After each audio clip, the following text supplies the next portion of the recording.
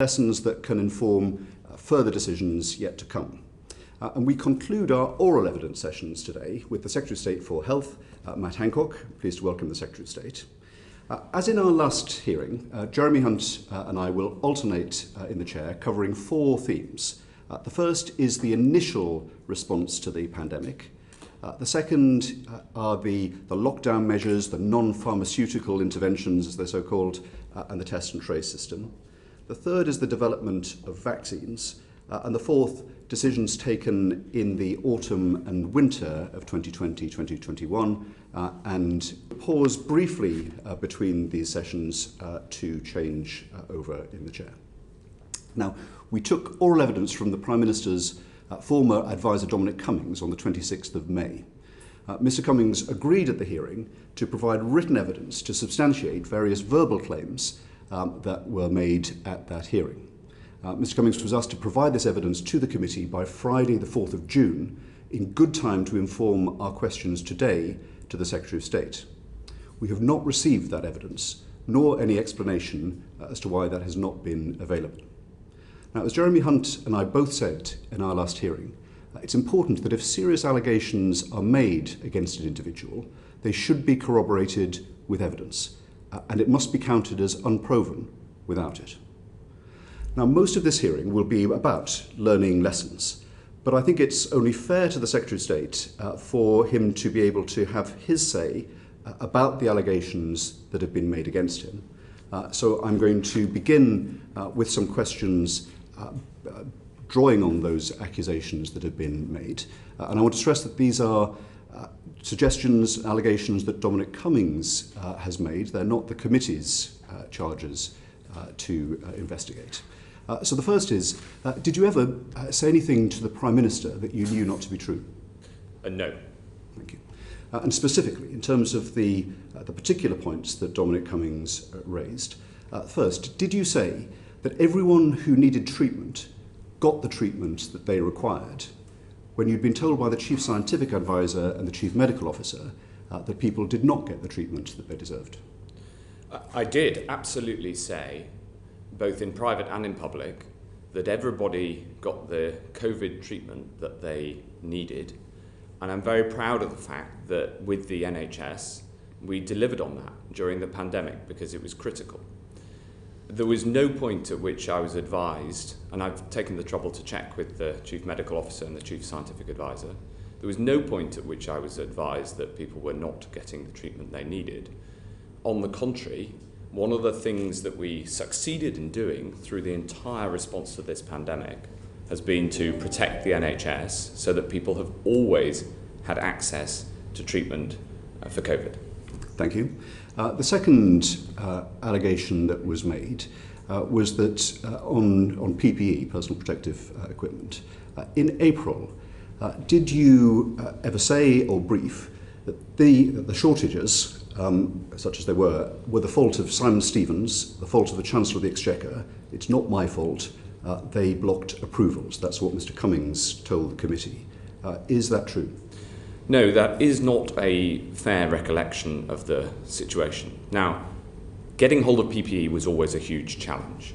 And as the National Audit Office have shown in their report into this when they went through all of the details, there was never a point at which NHS providers couldn't get access to PPE.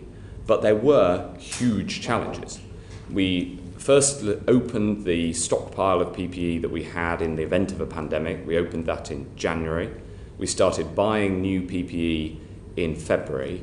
In March, China brought in export restrictions. And you'll remember at the time that there was a huge global demand for PPE. There were aeroplanes that were being turned around mid-flight. The European Union put out demands for PPE, calls for PPE that went entirely unanswered. We had to remove a piece of bureaucracy that was in the way that put a limit on the price that could be paid for PPE, and we took a policy decision that we should pay at the top of the market. That did require the Treasury to make that change. The Chancellor was incredibly helpful in driving that through, and we managed to get to this position where, despite local challenges, and I don't deny at all there were challenges in individual areas, there was never a national shortage of PPE because of the action that we took. Thank you. We'll come into more detail on that, but let me just check that I've understood correctly what you're saying. You were saying that there were blockages to the procurement of PPE. You requested, you objected to them, and you requested that they should be removed, and they were removed as a result of that. That's correct. And also I'll say this, I take and took and have taken throughout full responsibility for all of the areas that I'm responsible for. So the Chancellor played his part in resolving those blockages and getting them out of the way so we could buy PPE. And Sir Simon Stevens has worked incredibly hard throughout this crisis. My whole approach has been that this is a team effort. You can't respond to a pandemic just by pointing fingers. You have to respond to a pandemic by bringing people together, trying to provide that leadership, by having a positive attitude to teamwork, because that's the only way through it. Were you aware that Mr. Cummings then said that there was an investigation into whether there were blockages, and he alleges that investigation by the Cabinet Secretary concluded that there weren't? Well, I can't recall that, but what I can recall, and I know for a fact, is that there was a cap on the price paid for PPE. Because the global price had shot up, we had to remove that cap. I requested its removal. It was removed. And after that, combined with bringing Lord Dighton in, who did a brilliant job in this area, we could buy PPE more easily. And we're now in the happy position where we've got huge amounts of PPE, and 70% of it, other than gloves, 70% of it is made onshore here in the UK. And who was responsible for that cap? Well, you'll have to go through the records, but that was a condition on the budget that we had for PPE. So it was set somewhere within the machine. I think it was a Treasury condition, which is why I went to the Chancellor. But I am pretty sure that the Chancellor was not aware of it until I raised it with him, because the moment I raised it with him, with the Prime Minister, yep, he got into action and he got it removed. So it was a Treasury condition, a Treasury block on your department. So you didn't have the unilateral authority to no, but I'm not blaming the Treasury. It's wanted. absolutely standard practice that the Treasury puts in place conditions when you're given a big budget. We were given a multi-billion-pound budget for buying PPE. On the 11th of April, one of the conditions of that budget was that there was a cap put on the price that we paid. The problem is that that cap was set in terms of the market price, but the market moved upwards massively, so we had to remove that particular piece of bureaucracy. I asked the Chancellor to remove it, and he did very rapidly, and then we could buy at the top of the market, which was one of the reasons that we managed to resolve the challenges of getting PPE into the country. Absolutely. To be clear, I'm just trying to establish the facts given the allegation that was made, and given that this is a lessons learned inquiry. It may be that the fact that you had to change procurement policy may be a lesson for a response to an emergency, so it's an important point. And the third charge that Dominic Cummings specifically made orally against you was around testing in care homes. So specifically, did you tell the Prime Minister in March that people in hospitals would be tested before they went back into care homes? We set out a policy that people would be tested when tests were available. And then I set about building the testing capacity to be able to deliver on that. We can go through it in more detail, and perhaps we will, the reasons for the clinical advice. So the clinical advice set out three different reasons why we took the approach that we did. And on care home policy throughout, we followed the clinical advice. And the challenge was not just that we didn't have the testing capacity, but also that the clinical advice was that a test on somebody who didn't have any symptoms could easily return a false negative and therefore give false assurance that that person didn't have the disease. That was the clinical advice. At the same time, the clinicians were worried, because it took 4 days to turn a test around, that if you leave somebody in hospital in those 4 days, they might catch COVID and therefore go back to a care home with a negative test result, but having caught it. And so the advice was the most important thing was infection prevention control in care homes, and the evidence has shown that the strongest route of the virus into care homes, unfortunately, is community transmission, and so it was staff testing that was the most important thing for keeping people safe in care homes. And obviously, again, for that, we needed the testing capacity. So those are the reasons for the decisions that were taken. That's the clinical advice that we received. We accepted this clinical advice. But in relation to what I told the Prime Minister, of course, the relationship between the Secretary of State and the Prime Minister is often that I make commitments to do things, I get on and do them, and then they're delivered. That's how the relationship works, as you probably know. Indeed. So we'll come on, as you anticipated, in some more detail in the second section of this morning's evidence. But you've been very clear in your answer that what you told the Prime Minister was that people would be tested on discharge from hospital when tests were available. That was always clear in terms of what you said, and as far as you know, what was understood by the Prime Minister and others in Downing Street. Well, I just take you to actually it's worth going to the precise language of the testimony that you were referring to, because that is in fact what was said, that people would be tested, and my job was to build that testing capacity, and with the team, we absolutely did. I understand. We'll, as I say, come into the policy questions and lessons learnt during the rest of this morning. I wanted to get your response to those charges that were made. Is there anything you want to add as a right of reply to the oral evidence that you heard from Dominic Cummings?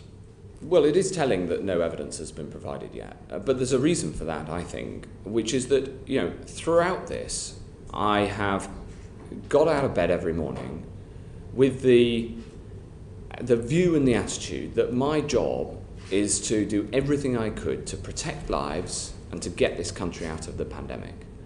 And I've approached that with a mission-driven determination to make it happen. And I've tried to do that with an approach of honesty and integrity, and critically answering questions both in public and in private to the best of my ability. Now, sometimes you have to say you don't know, because we're operating in a world where there's huge judgments being made with very imperfect information, often at great pace. But from the approach I've taken, not least in public and to Parliament and select committees like this one, and in private to the Prime Minister and everybody else, has been to be direct sometimes, yes, and I can be quite forceful when I'm trying to get something through if it needs to happen. But that's what you have to do, and crucially, you have to bring the team with you. There are a lot of people doing the biggest job that they'd ever done in their lives, and you have to build confidence that people can go ahead and do what needs to be done, and then they're going to be supported in the judgments that they take. So we'll go through, no doubt, lots of difficult judgments that were made, and it's very important that we learn the lessons of which of those judgments could have been improved. And indeed, like on care homes, we did manage to improve the system over time. But the attitude and the approach was always to be direct and as straightforward and honest as possible. So in a way, I welcome this opportunity to tell you the truth of what happened, given the discussion that there's been over the past couple of weeks. And given that discussion, why do you think it was that Dominic Cummings chose to be quite so withering? Did you have a bad personal engagement over the times? Was it a sincere difference of policy view, whether policies or, as it were, sort of operational decisions? What's the origin of this dispute? I have no idea. I mean, I worked directly with the Prime Minister from the start of this, and of course I worked with his his aides and his team as well. And I have no idea. Did you know that he wanted the Prime Minister to fire you? Yes, because he briefed the newspapers at the time. Right. Or somebody briefed the newspapers. I now have a better idea of who it was. And did you raise an objection to that? Yes, of course, and I had the Prime Minister's wholesome support all the way through. And was that problematic in your discharge of your duties in Whitehall, that this was happening in the newspapers, in the public prints, but also reflecting discussions that were taking place in Downing Street? Well, I think the best thing to say about this, and this will be corroborated by lots of people in government, the best thing to say is that government has operated better over the past 6 months. I'll turn to Jeremy Hunt for the first series of questions. Thank you. Now this inquiry is about lessons learned for the future. So I just want to look in a bit of detail about the scientific advice that you received at the early stages of the pandemic. Test and trace is a very established key plank of our response now. But the original 4-point plan that was announced on the 13th of February last year, contain, delay, research, mitigate, said that community testing should be stopped after stage 1. And that's what happened 3 weeks later on March the 9th. In South Korea and Taiwan, we now know, test and trace was used right the way through the pandemic, and as it progressed, they scaled up their testing rather than scaled it down. So my first question is, when was the first time that you, as Secretary of State, were advised that South Korean-style test and trace was a potential option for controlling the pandemic in the UK? Well, I will answer that, but just before I answer the direct question, I want to correct something in the question, which is that testing was at no point scaled down. On the contrary, we were driving up testing capacity all the way through. And if you look at the record of the testing numbers, we spent January devising the test. I understand that, but community testing was stopped. That was the announcement that was made in Downing Street on March the 9th. So there was still testing going on in hospitals and some in care homes, but the community element, which is what carried on in South Korea and Taiwan and other places, yes, it was part of the strategy to stop that. And I'm just wondering at what point you were advised that that different approach could be a sensible option for the UK. Well, I thought that it could be a sensible option throughout, and this is what I was explaining. We were ramping up testing capacity all the way through, and at first in January, PHE devised the test, and we were one of the first countries in the world to devise an effective test.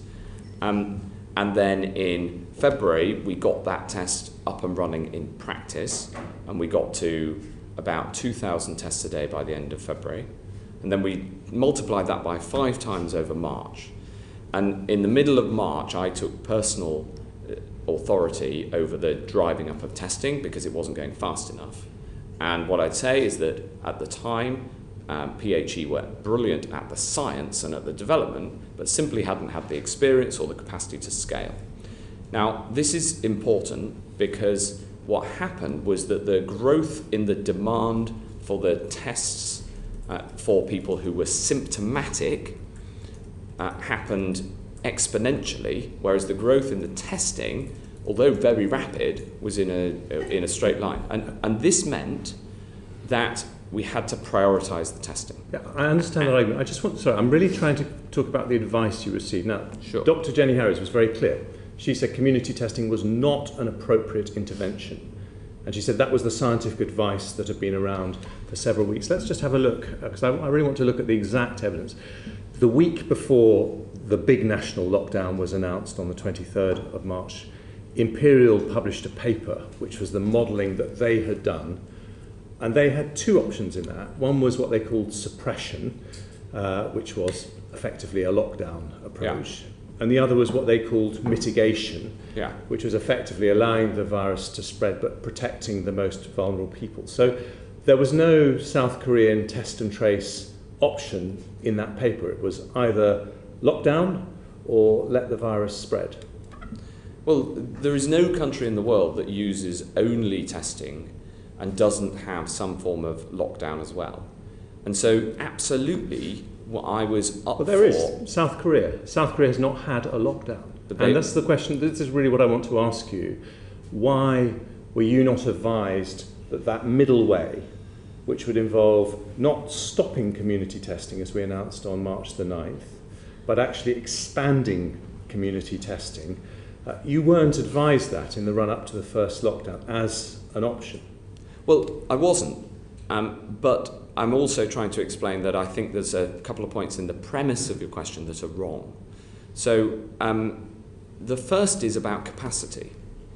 Unlike other countries, we did not go into this with a testing capacity. So one of the reasons that we had to reduce the use of community testing is because we didn't have a big enough capacity and we had to target the testing at where it's clinically most needed. The second point, which is really important here, is that the clinical advice I received was that testing people asymptomatically would lead to false negatives. And in fact, there was a SAGE decision on this, SAGE advice, on the 28th of January, saying that it would not be useful to test asymptomatic individuals. That advice was later changed. And in fact, maybe we can come on to a wider discussion about asymptomatic transmission, because that is a very, very significant part of what we have learned. So the problem was, we were advised you shouldn't test people without symptoms because you will get a set of false negative results. And secondly, that when you only have a relatively small testing capacity compared to, say, Germany or South Korea, you have to target it at the people for whom it might be life-saving. So that's the basis on which I understand. I'm not questioning that you followed the clinical and scientific advice. I accept that. Yeah. This area. I'm trying to understand what that advice was. And SAGE didn't model South Korean test and trace until April. They didn't actually discuss its impact until May. So I can't see any evidence in the papers that you or the Prime Minister were offered that South Korean style approach as an option at that first stage before the first lockdown was announced. I just want to check that is correct. That is my recollection, yes. Okay, thank you. Now, we didn't know at the time, and a lot of this is Captain Hindsight, and but it's important to learn from Captain Hindsight because we might have pandemics in the future. We didn't know at the time that Korea and Taiwan were going to have some of the lowest death rates in the world. But we did know that Taiwan had experience of SARS, and Korea had experience of MERS. Yeah. And being nearer China, they both had the cases of the pandemic before we did. So why do you think it took until May for SAGE to discuss the approach taken in Korea and Taiwan? I don't know. Okay. Well, let's just look at someone else that was a bit closer to us, who was also talking about the same kind of thing, which is Dr. Tedros at the World Health Organization. So he said on the 16th of March, so this is before our first lockdown, that test and trace needed to be escalated. Yeah. At that time, Taiwan, Australia, New Zealand, Korea, they'd already started closing their borders. Yeah. They'd all kept their cases to below 2% of the population. Yeah. Do you think we had a blind spot about what was happening in East Asia at that time? Because there doesn't seem to be any evidence that it was fully considered. I think that there are a significant number of lessons from this. One is that the need for a rapidly scalable testing operation must be part of pandemic preparedness, and this country did not have one. And if you think about the areas where we were strong in our response to the pandemic, they're areas where we had prior strengths. So the NHS response was very strong, built new hospitals, delivered care to everybody who needed it. The science response was very strong. You know, we have a centuries-long science tradition. We didn't have a major diagnostics industry or capability. And the tracing and isolation system was essentially built for very important but very small outbreaks. You know, as health secretary, you're dealing with these sorts of outbreaks all of the time. I'm currently dealing with a monkeypox outbreak and an outbreak of cases of of drug-resistant TB, and that is absolutely standard. And the lack of that capability at the start meant that the options that we had were fewer. But let's just look at what you did in April very successfully, which was ramp up testing capacity to 100,000 a day. That was a big change. Yeah. If you had been advised in January or February, we're going to need more testing capacity if we want to go South Korea. So I don't think that's... And let's start this right away. But we did. So we did. In January, I was driving the system to drive up testing capacity. In fact, in preparation for this meeting, I was looking at the minutes of one of our internal meetings on the 27th of January when I was calling for the driving up of testing capacity. And PHE's response was excellent on the science, but there was simply not the experience to drive up capacity. And so when we got to 2,000 a day by the end of February, and it was still rising, but by the middle of March, it was not rising fast enough. We were not doing enough to bring in the private sector capacity, so I took personal charge of it, and then a couple of weeks later set the 100,000 target. And that 100,000 target was essential in galvanising the whole system and building a diagnostics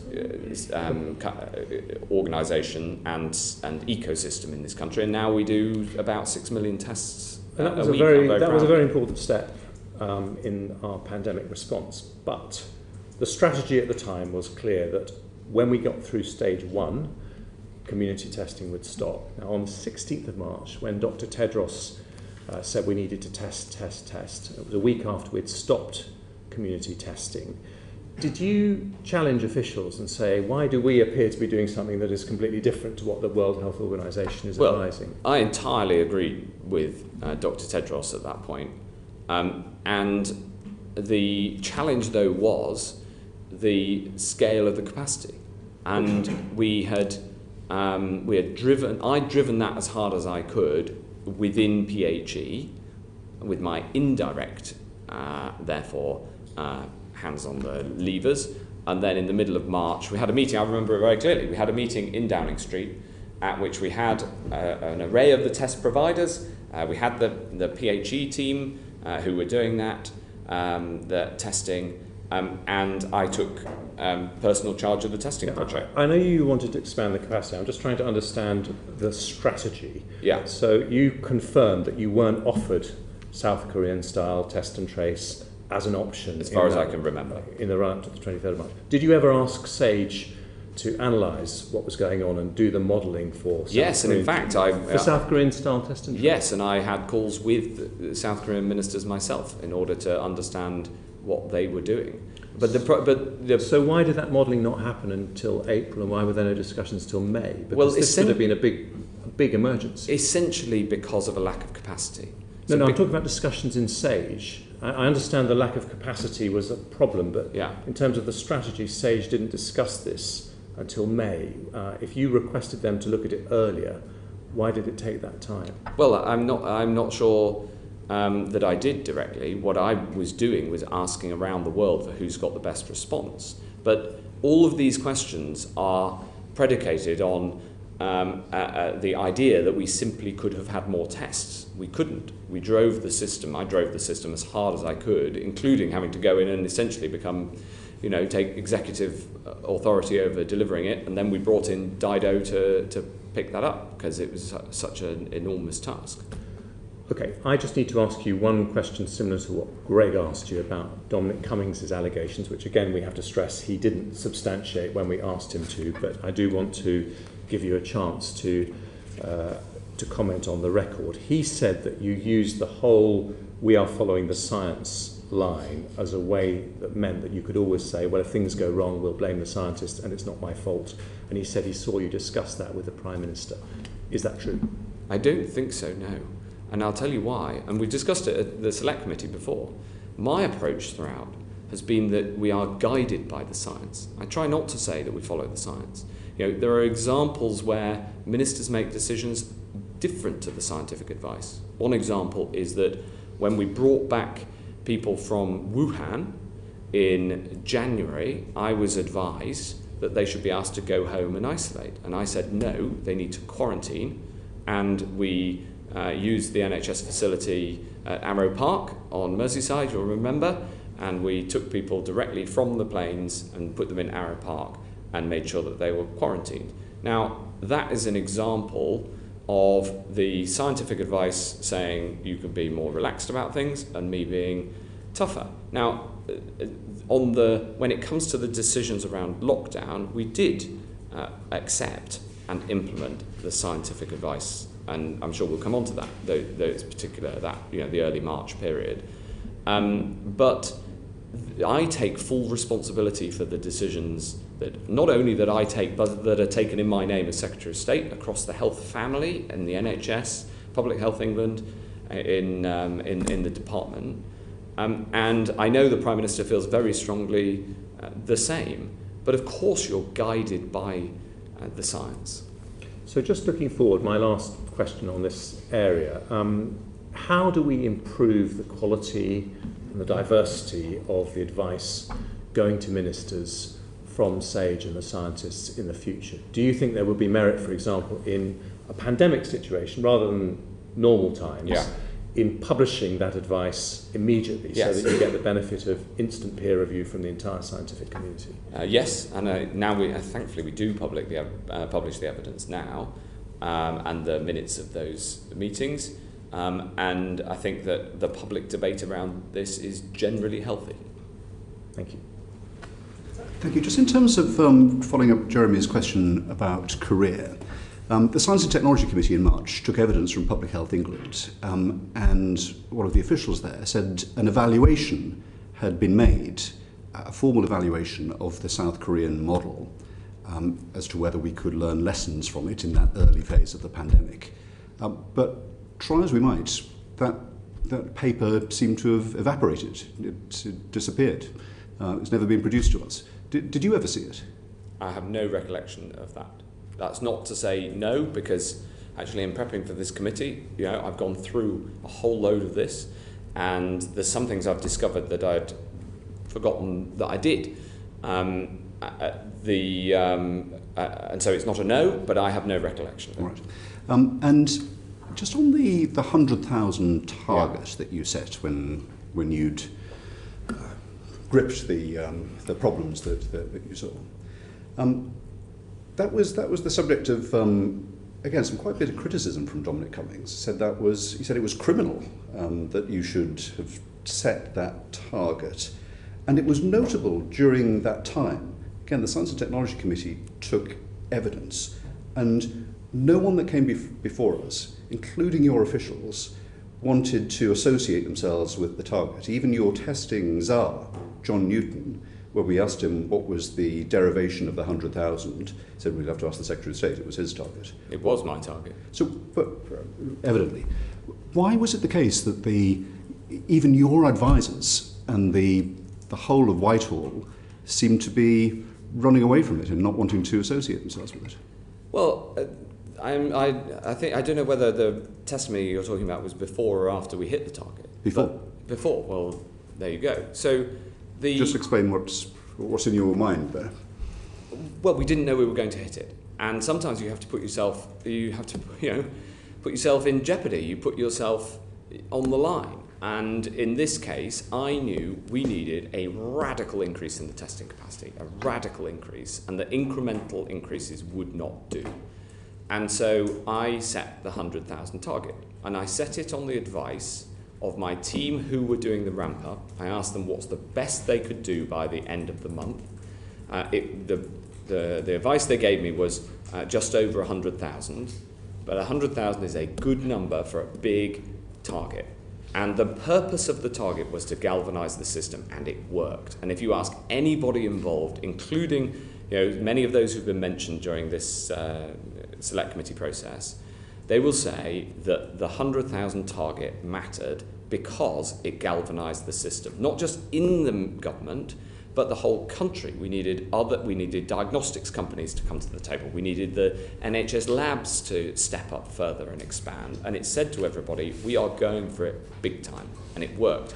Now, within government, the whole of the department involved in testing was focused on the goal. And I'm delighted to say that we hit it. Now, there were others. It turns out I had no idea at the time that there were others who were working, who were not as supportive as I might have hoped. You didn't know? You didn't know that Dominic Cummings, for example, at number 10, I knew that it was as far as he spoke for them, was against the whole enterprise of 100,000. Well, I was a bit surprised by the testimony that that he didn't think that we should have a target or that we shouldn't. Anyway, I was a bit surprised by the testimony. But you didn't know at the time. That hadn't been communicated to you at the time. No, and I'll tell you why. Because what I was just coming on to, the Prime Minister was absolutely foursquare behind me and gave me his full, wholehearted support in hitting the target. Because he, like me, knew that we needed a radical increase in testing, and it is a tried and tested method. In fact, it turned out afterwards, I was told that this is an absolutely standard business school methodology. I've never been to business school, but it turns out, you set a big goal, you galvanise the team, you give everybody confidence just to do what is needed to build this capacity, and it worked. And I also saw some testimony from some people saying, we needed to get to a higher number. Well, absolutely, but you can't get to a higher number without going through the lower number first, and this is what we did. Dominic Cummings said on the 25th of January that he contacted you about pandemic preparedness, and you said to him, "We've got 4 plans up to and including pandemic levels regularly prepped and refreshed, CMOs and epidemiologists. We are stress testing now. It is our top tier risk register." Is that your recollection of what you said? And with hindsight, what are your thoughts on the level of pandemic preparedness that was in place at that time? Yes, I think the record is actually slightly wrong, because I said, well, that's all correct, except I said the CMO is an epidemiologist. Okay. But the question was, are we ready for something like Ebola or a flu pandemic? And famously, the preparations and the plans that were in place were for a flu pandemic. Now, the honest truth is that this was a completely novel virus, and in fact, as we'll come to when we talk about asymptomatic transmission, it's different even from the previous coronaviruses, including SARS and MERS. So it's true that the countries that experienced SARS and MERS were better prepared than we were, partly because of that experience. But it is also true that COVID-19 is very different from SARS and MERS, and the number one difference is that it has asymptomatic transmission. So those plans that were in place, the flu preparedness plans, they were incredibly useful in some areas. They meant that we had a draft bill, which became the Coronavirus Act. It meant that we had plans ready for infection prevention and control. And in fact, we published our first infection prevention control data and guidance, guidance, on the 10th of January. So those plans were important. But of course, when you have a novel pathogen, it behaves differently to what any plans could possibly set out. And what really mattered is the capabilities that we had. And there were some areas where we had strong capabilities, as I said to the chair a moment ago. There's some areas like the NHS, like science, where we had strong capabilities. There's other areas where we had weak capabilities, especially testing.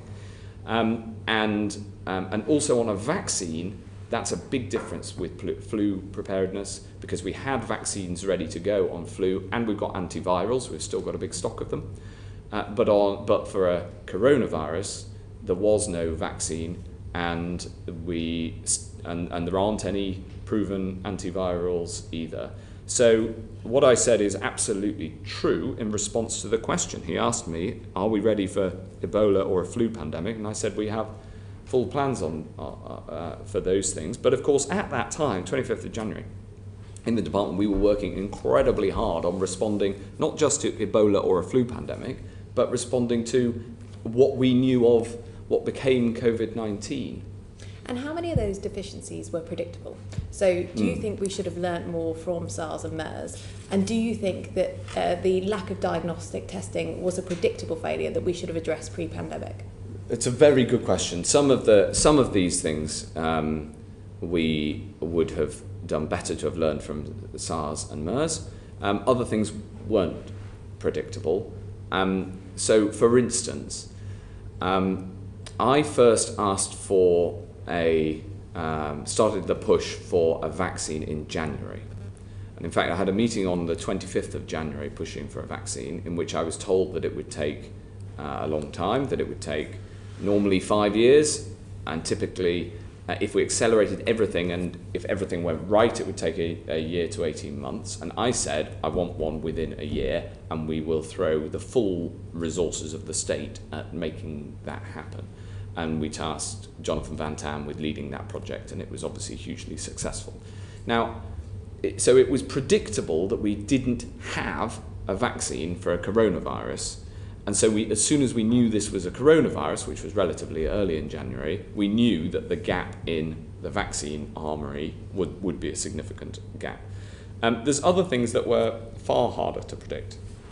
And in terms of, if you think about the function for pandemic preparedness, if we're trying to make changes in the future, yes. Do you have any reflections on things that we should do to make sure yes. those predictable deficits are fixed for next time? Absolutely. So we need a standing testing capacity so that we can stand it up immediately.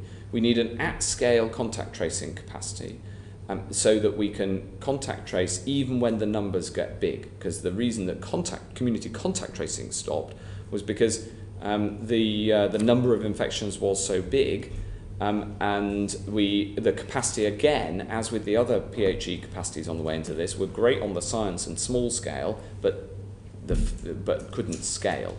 So we need in good times to retain a capacity so that as and when a new pathogen hits that could become a pandemic, we are ready to pounce on it.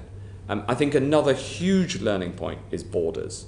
I don't know whether we'll come on to that later, but on borders, the position that we took was based not just on World Health Organization advice, but on their international health regulations, which stipulate that closing borders is not an appropriate response in a pandemic. That is the international regulation.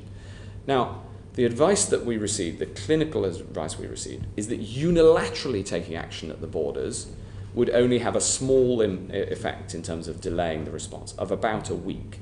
And indeed, early in the pandemic, this was proven by both the United States and Italy taking direct action at the border, and they still had the disease went rife.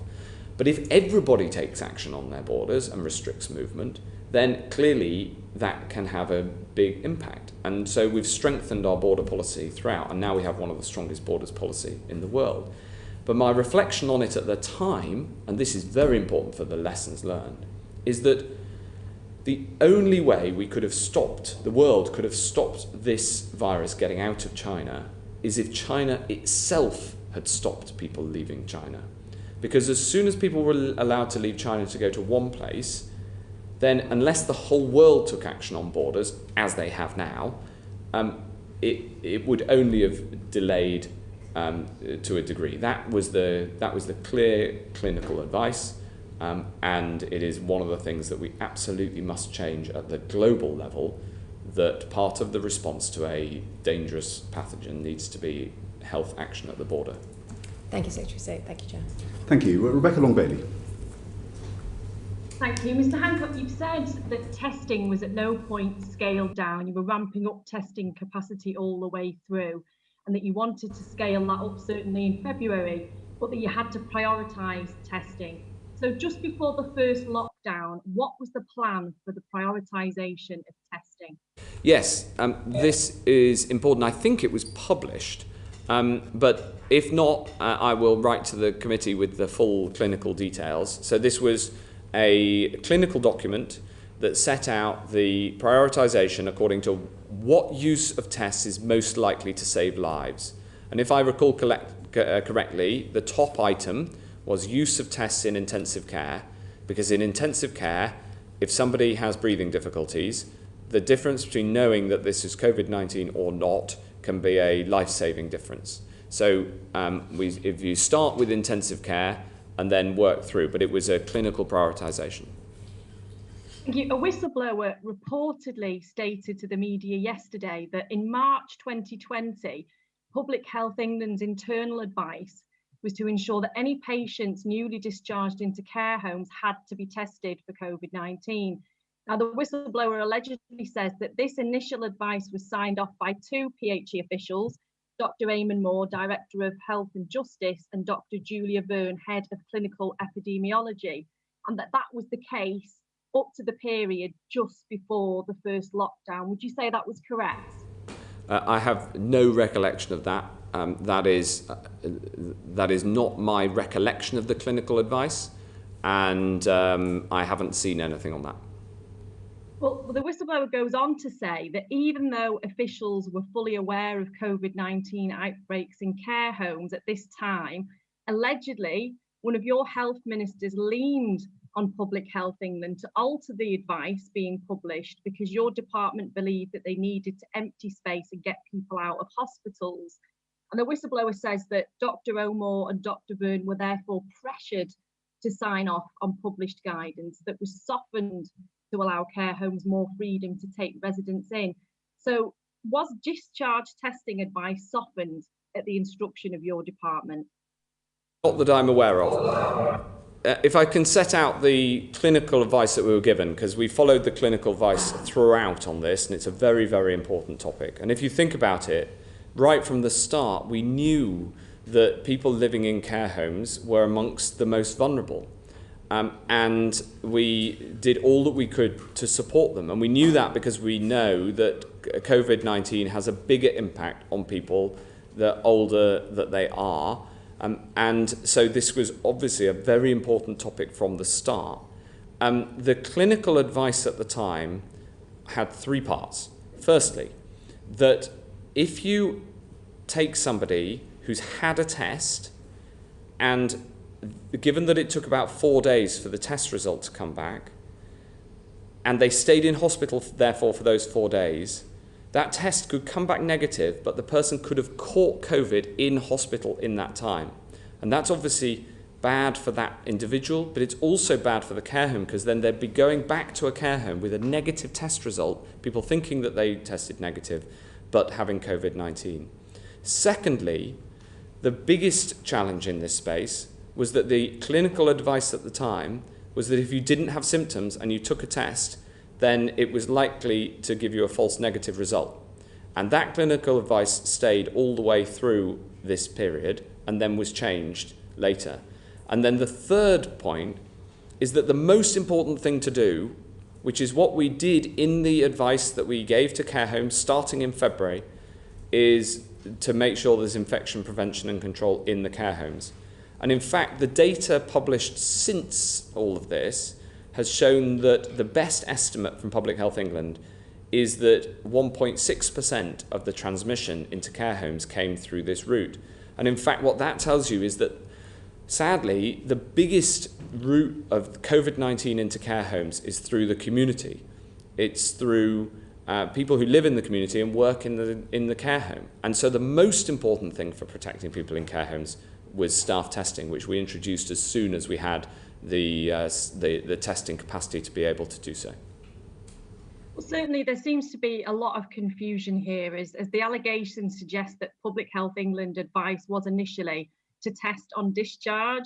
And certainly, as we've heard, Mr. Cummings told this committee that number 10 had been specifically told that that was happening. So to clarify this, would you provide copies to this committee of all internal advice and communications between your department, Public Health England, and your ministerial team on hospital discharge and care home testing, certainly for the period from January to April? I'm very happy to ensure that the clinical advice and the clinical testimony is provided to this committee. Yes, and in particular, if you actually look at the testimony to this committee about the commitments that I made, the commitment was that we would introduce this testing, and when we had the capacity to do that, given the other pressures on testing, which is a life-saving resource, we did that. So just to be clear, you're happy to publish all clinical advice that PHE, your department, and your responses and your ministerial team's written responses to the committee, so that we can analyse the same? Well, I'm absolutely happy to provide the clinical advice on which these decisions were taken, yes. So not your responses, Mr. Hancock. I'm sorry, I don't understand. This decision would was... you be prepared to publish your written responses to that advice and the written responses of your ministerial team, so that we can be clear on what direction public health officials were given? Yes.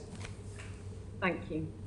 And just on that point that Rebecca Long-Bailey raised, so she mentions what Rebecca's described as initial advice at the beginning of the pandemic, just before lockdown, which is the period we're looking at in this section. And that was signed off by two PHE officials, we're told, Dr. Moore and Dr. Verne. Will you provide the committee with that initial advice? Well, I don't know anything about that advice. Well, assuming it exists. So, but I'm very happy to go away and look to see what advice was given. And assuming it exists, will you provide that initial advice to the committee so we can compare it to the advice that was eventually adopted? Well, subject to the normal rules of disclosure. So I'm cautious here, but I've got a reason for it, which is that there is in that period there will have been a lot of advice written that then goes through layers of clinical approval. And there will have been, so I don't want junior officials to end up having their material put into the public domain. But what I'm very happy to do is go through and look, especially if there is particular advice from these named individuals, and to make sure that that's provided to the committee. Well, as you said in answer to a question just a few moments ago, actually transparency about the process of decision making. Everyone was operating, especially in those early weeks, in a fog of great uncertainty as to what was the right thing to do. Yeah. We're trying to learn lessons that might be applied later in this pandemic, but to other emergencies, as to what the right approach is. So what's obviously vital for that is not just to see the final products, but how the advice evolved. Yes, and also the reasons for that evolution, because there will have been a debate about it, I imagine. Precisely, exactly. So that, I think, is behind Rebecca's question. I think it's why it would be useful to see this. Okay. Thank you. Just in terms of those early weeks, and talking about taking clinical advice and following scientific advice, as you say, one of the clear things that's emerged from our oral hearings and the evidence that we've had is that clearly we didn't lock down early enough. Neil Ferguson suggested quite a lot of lives would be saved. I think he said up to half of those initial deaths if we'd locked down a week earlier. The whole question of the changed advice in the middle of March reflected that. And again, this is something that I think has pretty clearly emerged.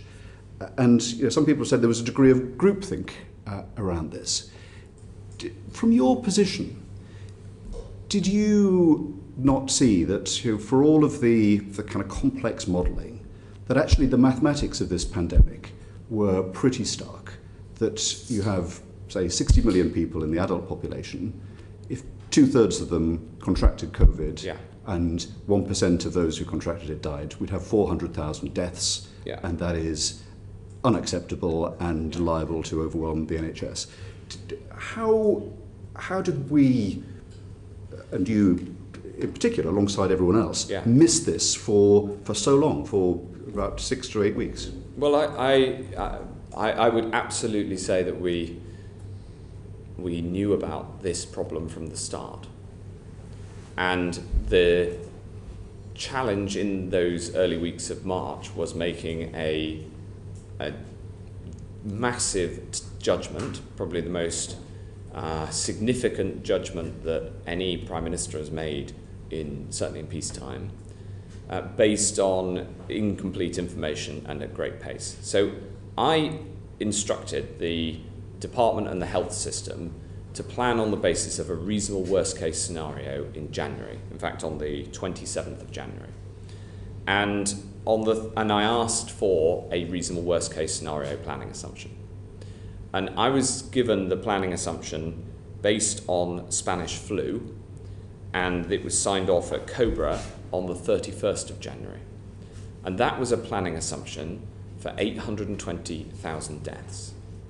And I was determined that that would not happen on my watch. So throughout February, we were planning for how to stop that and how to deal with the consequences of if it came true. And in the middle of February, the scientific advice confirmed that the reasonable worst case scenario should be taken as read, that this was equivalent to Spanish flu. I mean, if you think about it, at the time, at the end of January, when that was first presented at Cobra, I, like everybody else, thought of Spanish flu as something you read about in the history books. But as health secretary, you're always worried about new pathogens. We're dealing with them all the time. But knowing that that was the reasonable worst case scenario, we planned for it. And then we did the work in February, and on the 3rd of March, I set out to Parliament our, what we call the action plan, which set out all of the actions that we might have to take, up to and including shutting schools. I was asked about in the media about it, about lockdowns, and confirmed that we would be happy to take those. But at the time, on the 3rd of March, when we set that document out, setting out all the things we might have to do and saying that we were prepared to do them, there were no deaths. Indeed, on the 3rd of March, there were 50 cases. The week beginning the 9th of March, what happened is that the data started to follow the reasonable worst case scenario. And by the end of that week, the updated modelling showed that we were on track, essentially, on the track of that, something close to that reasonable worst case scenario. I think the numbers were slightly below that, but they were of a scale that was unconscionable. So we then, therefore, on the 16th of March, when there were 611 cases and 53 deaths, we took the decision, we announced that everybody in the country should stop all unnecessary social contact. So we know what happened, and we've got a clear view, it's all in the public domain, but it's evident, and everyone agrees. Sir Patrick Vallance said it would have been better if we locked down earlier. Neil Ferguson, I mentioned, said that it would have a big reduction in deaths.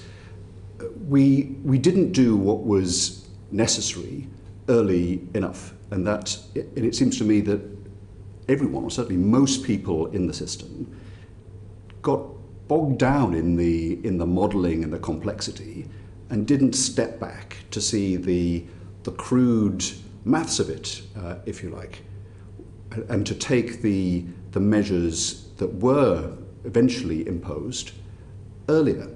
And in trying to learn lessons and thinking back, you were someone that was involved in all of those discussions. How was it that you, but everyone else, didn't see the enormity of what was going on and took these literally incremental decisions to turn up the dial progressively week by week in terms of restrictions? Why did we miss the big picture? Well, the clear scientific advice at the time was that there is a need to have the tools like lockdown at your disposal, but also that the consequences and the costs of lockdown start immediately.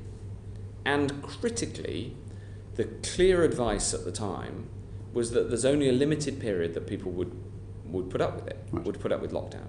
And so now that proved to be wrong, because the British public have stepped up to what we've asked them to do in an extraordinary way. So much of that proved to be wrong. It proved to be wrong that people would only tolerate the restrictions for a short period of time. It proved to be wrong that the level of infection could be contained within the NHS until that had to be revised. We're aware of that, and SAGE got it wrong. It's now very clear, and members of SAGE are candid enough in the way of scientists to concede that, and this is what we're trying to learn. Yeah. Was it the case that you you simply accepted that scientific consensus without challenge because that was their business. Were you concerned about it yourself and did you challenge it? Or did you think it was not your place to, you were there to enact what was being recommended? No, we absolutely debated and challenged that advice. But when you're faced with a decision of this enormity, and ultimately, you know, of course, as Health Secretary, my primary goal on protecting lives, finding a way out of this and protecting the NHS, I made that argument.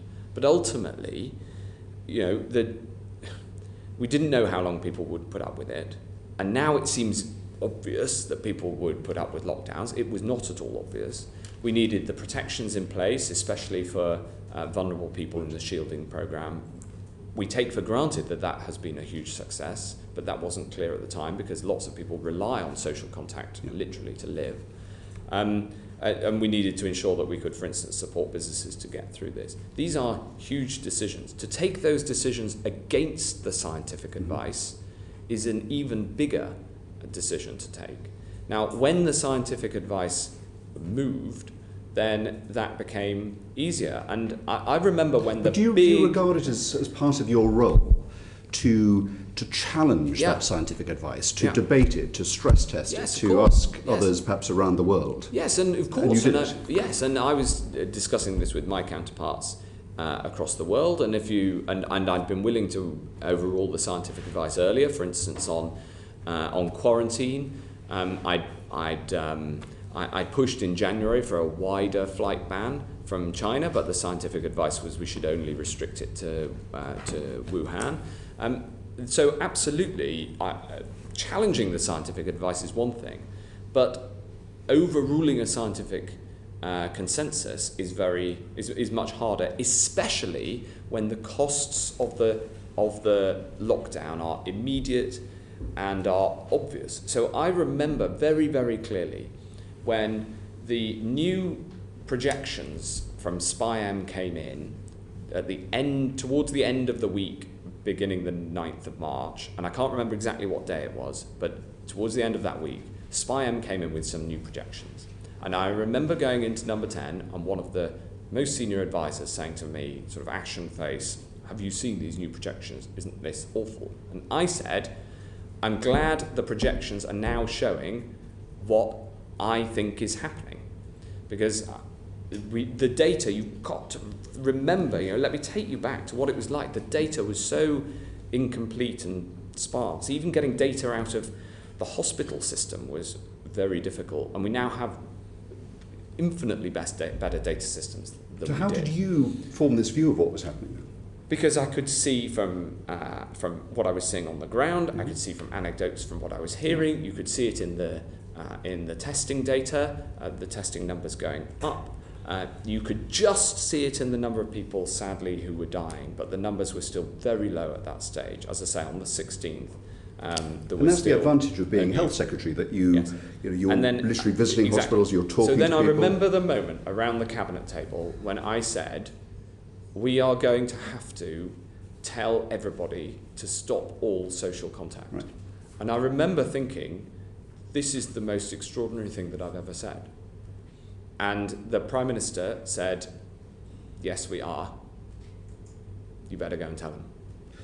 So as it turned out, what you just said there is pretty much identical to what Dominic Cummings told the committee, that he had come to believe that there was going to be a disaster and that the assumptions that the policy was being based on were wrong, but that he felt intimidated. He didn't use that word, but what he said in multiple answers said that he felt very reluctant personally to intervene, to overturn what had been an established consensus. And that's am I right in detecting in what you said a similar thought? I just think it's hard when there is a clear scientific advice to go against that with a decision of such enormity. And there's one other example that I wanted to set out. maybe now's the moment to do it, which is about asymptomatic transmission. So one of the big reasons that we changed policy, for instance, towards care homes in April, was because of the conclusion that there was significant asymptomatic transmission. Now, there was a global scientific consensus based on decades of expert work on coronaviruses that coronaviruses do not transmit from people who don't have symptoms. And this is wrong, but it's wrong because this is a novel pathogen, it's a novel virus, it's unprecedented. I heard evidence from China that there was asymptomatic transmission in January. And I also remember talking to my German opposite number, Jens Spahn, and they had seen some evidence in Germany.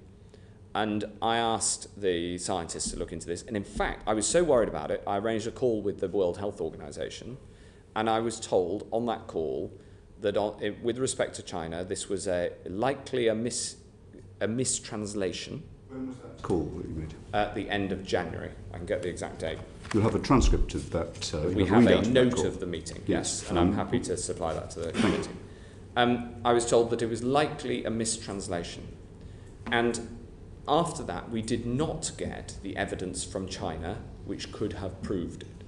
So I was in a situation of not having hard evidence that a global scientific consensus of decades was wrong, but having an instinct that it was. And I bitterly regret that I didn't overrule that scientific advice at the start and say we should proceed on the basis that there is asymptomatic transmission until we know that there isn't, rather than the other way around. But when you're faced with a global consensus and you don't have the evidence that you're right and this scientific consensus is wrong, it is hard to do that. And eventually, on the 2nd of April, the World Health Organization was still claiming that there was no evidence of asymptomatic transmission. It's the 2nd of April. Now, on the 3rd of April, the CDC came forward with an evidence paper, and very shortly afterwards, Public Health England came forward with a further one, and the consensus scientific position changed, and then we brought in the stronger. We changed a number of policies across government as a result. Okay. But that is a story of how how preparedness and relying on the science, which is normally the right thing to do, and let's be clear, we're picking on two areas where there was where it would have been better if the prevailing consensus at the time had been overruled, but everybody was operating on highly sketchy, just a lack of data and a lack of information because this is a novel virus. Well, what you said about the difficulty of challenging a consensus, a scientific consensus, is very frank, and I think it's very helpful for us to reflect on, and we've heard from other people variations on that theme. But since you raised this question of asymptomatic transmission as not being known and knowable, you said you had an instinct, but the science was against it. It is the case, as you'll be aware, in the SAGE on the 28th of January, the second SAGE meeting, in the minutes, point 16, it says there is limited evidence of asymptomatic transmission, but early indications imply some is occurring. Yes. So I raised the prospect of asymptomatic transmission on the 27th of January with the CMO and others. And he took it away and they discussed it at SAGE on the 28th. And I called the WHO on the 29th. And I've got the quote here. I was told that it is highly unlikely it was highly likely that the message may have been confused via translation issues, but that this is unclear. Okay, but SAGE on the 28th of January concluded that early indications imply some asymptomatic transmission is occurring. Yes, and the overall scientific... So SAGE did not... So in the minutes of SAGE, it was not recorded as saying the consensus is that there's no asymptomatic transmission. Quite the opposite. They're saying early indications imply some is occurring. But the World Health Organization advice and the clinical advice that the most likely situation that I received remained that asymptomatic transmission was unlikely. And in fact, the WHO's position was that, and I quote, "there has been no documented asymptomatic transmission." Now, as I say, given all of this and this debate, and it's an absolutely accurate reflection of the debate, I regret that I should have stuck with my guns and said, well, there is, even if it's uncertain and even if it's relatively small, we should base policy on that, because even though the advice, the formal advice I was receiving was that asymptomatic transmission is unlikely and we shouldn't base policy on it, and that was and I should have overruled that. Well, this is an important point, and you mentioned the WHO in that, and you said that the WHO view on the 2nd of April, I think you said, was that asymptomatic transmission was not to be assumed, was not a possibility. But in fact, the WHO on the 2nd of April, in its situation report, said, and I quote, "transmission from a pre-symptomatic case can occur before symptom onset." Yeah, and so we had this position where there was this essentially there were individual instances of the evidence being presented, but the overall scientific conclusion, which was the recommendation for the policy advice, was that it was highly unlikely there was asymptomatic transmission. Well, that's a strange thing to conclude, because SAGE, on the 28th of January, said early indications imply some asymptomatic transmission. The WHO, on the 2nd of April, said for transmission can occur before symptom onset. So there certainly wasn't a consensus. There might have been mixed messages, but not a consensus. Well, there was what I can tell you, and I can send you the details, is that the clear overall clinical advice was against this, despite the fact that that I raised it from the start, and there were individuals in the system who were pushing this argument, and there were individual conclusions. But if you look at the totality of the evidence, then this was the position. And as I say, I wish that we had that I'd stuck to my guns at the start. Well, we'd be grateful for that advice, and it doesn't stand against your conclusion that, as you just said, it would have been better if we had assumed asymptomatic transmission, even to the point of you stepping in and overriding the assumptions that some other people were making. Just finally, and then we'll turn to the next theme of our questions. We heard, as I'm sure you've seen reported from Dominic Cummings, that during this period in mid-March, when the penny was dropping, that we were on the wrong track and needed to change, the Deputy Cabinet Secretary, Helen McNamara, came into number 10 Downing Street and, according to Mr. Cummings, said, "This country is heading for a disaster. I think we're going to kill thousands. There is no plan for this. We're in huge trouble." Was there a plan? Yes, and at that point we had published it. So Helen McNamara was wrong, or do you think she didn't say that? I have absolutely no idea. But what I can tell you is that we published the action plan of the actions that we might need to take, including these extraordinary, unprecedented actions. And the question was when to make the judgment to do it, when to put in place, if it was needed, a lockdown, closure of the schools, etc.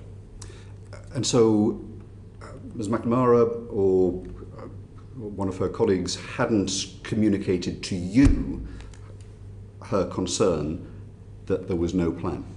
I don't recall having any conversations with her at that time. Or any of her team of officials? Well, obviously you had a conversation with them, but to that effect, to raise the alarm that there was no plan. I don't understand that testimony. Okay, all right. I also note that no evidence has yet been put forward for much of this testimony, and I find that telling. Indeed, and it's part of the point of asking that question is to see whether your recollection tallies with what was said orally, and you've been clear about that. Well, that brings then this section of the hearing. I'm going to hand over to my co-chair, Jeremy Hunt. We'll suspend the sitting for about 5 minutes while we just change around. Okay. So order.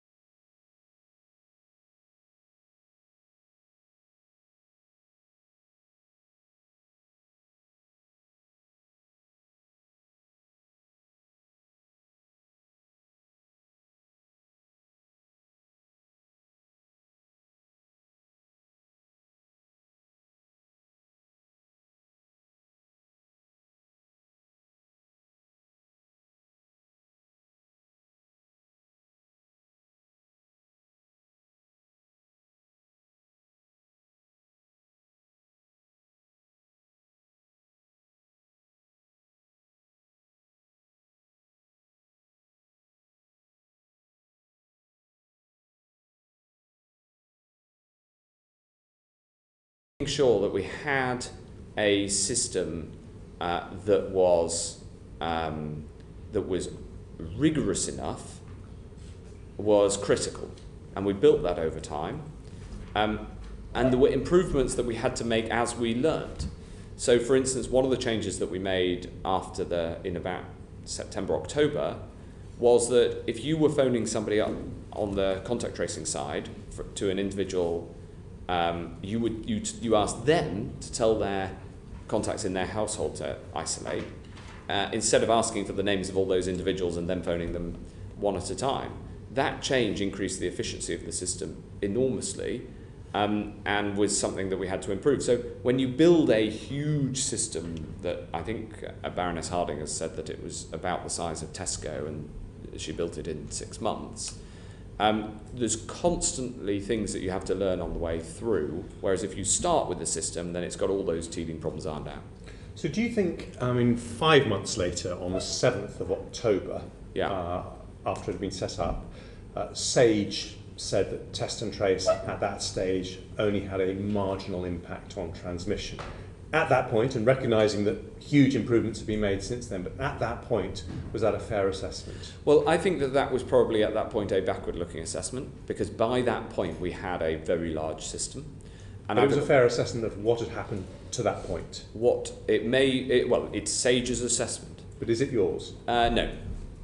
So you think they were wrong on that one? I think that it had an impact, but it clearly hadn't had an impact big enough to bring R down from the R0, which is the R in the natural state of around 3, down to below 1. Now, there is evidence now, as of today, that the surge testing and tracing and isolate system that we've got in place is working. If you look at the case rates now with the Delta variant, the places where over the last month we've put them into surge testing, starting with Bolton, but also true in Bedford, in Hounslow, and other places, their case rates are coming down. I totally accept that, and it's fine to mention it, but I'm really looking specifically at why we didn't manage to stop a second and third lockdown. So I take on board what you've said. I just want to go through, if I may, some of the other reasons people have suggested as to why test and trace wasn't as successful as we'd all hoped. Now, you said earlier this morning that one of the reasons was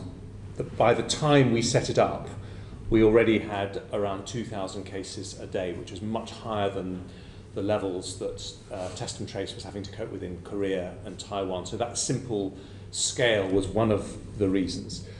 Another reason that people have suggested is because people who were asked to isolate by test and trace didn't actually do so. Now, in February this year, Baroness Harding gave evidence to the Science and Technology Committee, where she presented 2 bits of evidence. One that said that 20% of people weren't fully isolating when they were asked to. Another that said that 40% weren't fully isolating when asked to.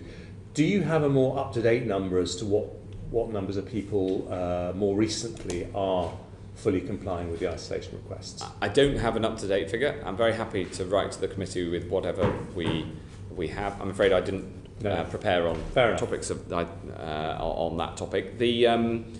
But what I would say is that we can see it working, and since Baroness Harding said that in February, we've done 2 important things. One is that we've strengthened the isolation payment so that in the targeted areas, anybody earning less than 26,000 gets the £500 isolation payment. So we've strengthened that element of it. And the second thing is we've increased the size of the isolation assurance service, which is the team of people who phone up and knock on the doors of those who are meant to be isolating to make sure essentially that there's stronger enforcement of isolation. Thank you. And that's, I think, very welcome news. But I think the very specific thing we're trying to understand, because this is a lessons learned exercise, is why in that middle period of last year we weren't successful in preventing the second and third lockdowns. And when Baroness Harding gave that evidence in February, we were in the middle of our 3rd lockdown. Now, just on that point of financial support, some people say that one of the reasons people didn't isolate is because we didn't just give a simple promise that if you isolate because you're asked to by test and trace, we will make up, as the state, any salary loss that you have. Would that have helped? Well, the challenge that we had with that proposal is the extent to which it might be gamed, because after all, a contact gives test and trace their contacts. That is what contact tracing is made of. And so you wouldn't want a situation in which you, if you tested positive, you could then list your entire friendship network who all get a £500 payment. So, but that friendship network salary would be more reassured, and you might have been more willing to give their names if you had known that any salary they lost in the 10 days or 2 weeks they were asked to isolate was going to be made up. And just with the benefit of hindsight, I appreciate not all these things were known at the time, but is that something we should have been more open to? Well, I think it's fair to say that I'm glad that we've made the change now. Okay, I think we can interpret from that perhaps what your private position is. But I just want to go on because there were lots of other reasons that were put forward, and one of them was that we didn't have enough involvement early enough of local authorities in the contact tracing side, and indeed some people argued in the testing side as well. Now, we know that they've been very involved recently, so I don't want to use the recent examples. This is simply about that period in the middle of last year. But knowing what we know now, do you think there is an argument that someone is more likely to comply with an isolation request if they're called up by someone locally who can then potentially check up locally rather than someone in the call centre 300 miles away? Well, of course, and the fact we've changed it to have that dual approach is testament to what I really think. Now, because I think that is the best way to do it. But if I can just explain for the record, since this is a lessons learned exercise, some of the reasoning. So you have to have the national and the local system.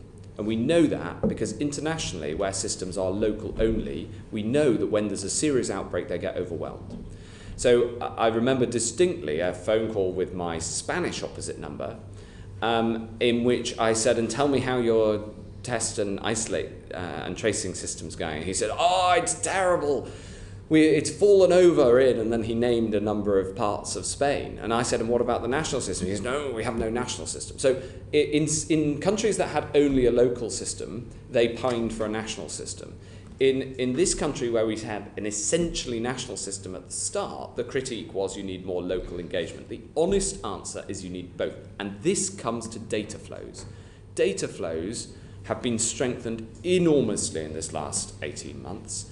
All the way through from the dashboard that the Prime Minister and I look at most days on what's happening, through to the management information that the department has about the whole health and care system. You'll remember from your time in the department that getting data out of the NHS used to be a huge struggle, and we now have common dashboards that we look at, making sure that there's free flow of data between organisations in a way, of course, that protects privacy, but allows for decision making and allows for targeted activity, for instance, between local and national.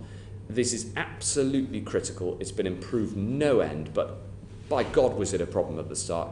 Absolutely it was. Okay, but I think we can understand now that you would need some national contact tracing capacity for surge capacity. Yes. But would you say, looking forward, that the primary engine of contact tracing should be local, with national surge capacity ready to step in when necessary? I think that's simplistic. So the way that we've tried to optimise it is not just according to surge and therefore the scale of need, but also according to those who are being contact traced. There are some people for whom a national call centre system is the easy way of most efficiently gathering the data quickly and then acting on it. So speed matters here, and a national call centre system can be much faster. And then you need the local boots on the ground, especially for the hard-to-reach cases. So what we've put in place is a system that is as smart as it can be, and it's improving all the time, on optimising which case and which positive goes through the local system, which goes through the national system, and when. So if you can't reach somebody after a number of calls, then it gets switched to the local system and they can send somebody around to knock on the front door. But you wouldn't put all contacts into the local system straight away, because you need to essentially deal with the easy to reach, which can most efficiently be dealt with nationally. So it's about optimizing a joint system with data flows that are unhindered and a team who work together cohesively. That's the way that I think this is best done. Okay, and then just a final reason that some people say we may have still had those very large numbers of people who weren't isolating when we need them to, which meant that we couldn't prevent those second and third waves, is that perhaps, again looking back, we were shooting for the wrong target.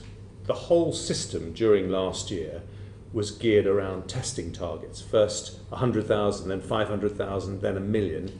And sure enough, if you give a big system a target, ultimately they hit it. But shouldn't the real target in a pandemic not be a process target like testing, but actually the proportion of people who you need to isolate, who actually do isolate?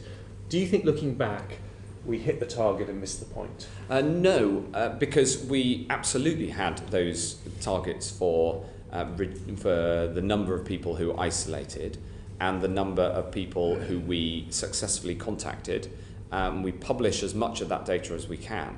The challenge in running a very large system is that if you have a target that is only indirectly reachable, you also need goals on the way that are process targets that are measurable. And so the answer is both. And if you think about it, just one more comment on this, we learnt a huge amount from this experience that I've just described of improving the contact tracing and testing system for the vaccine rollout. So on the vaccine rollout, we have local and national data integration.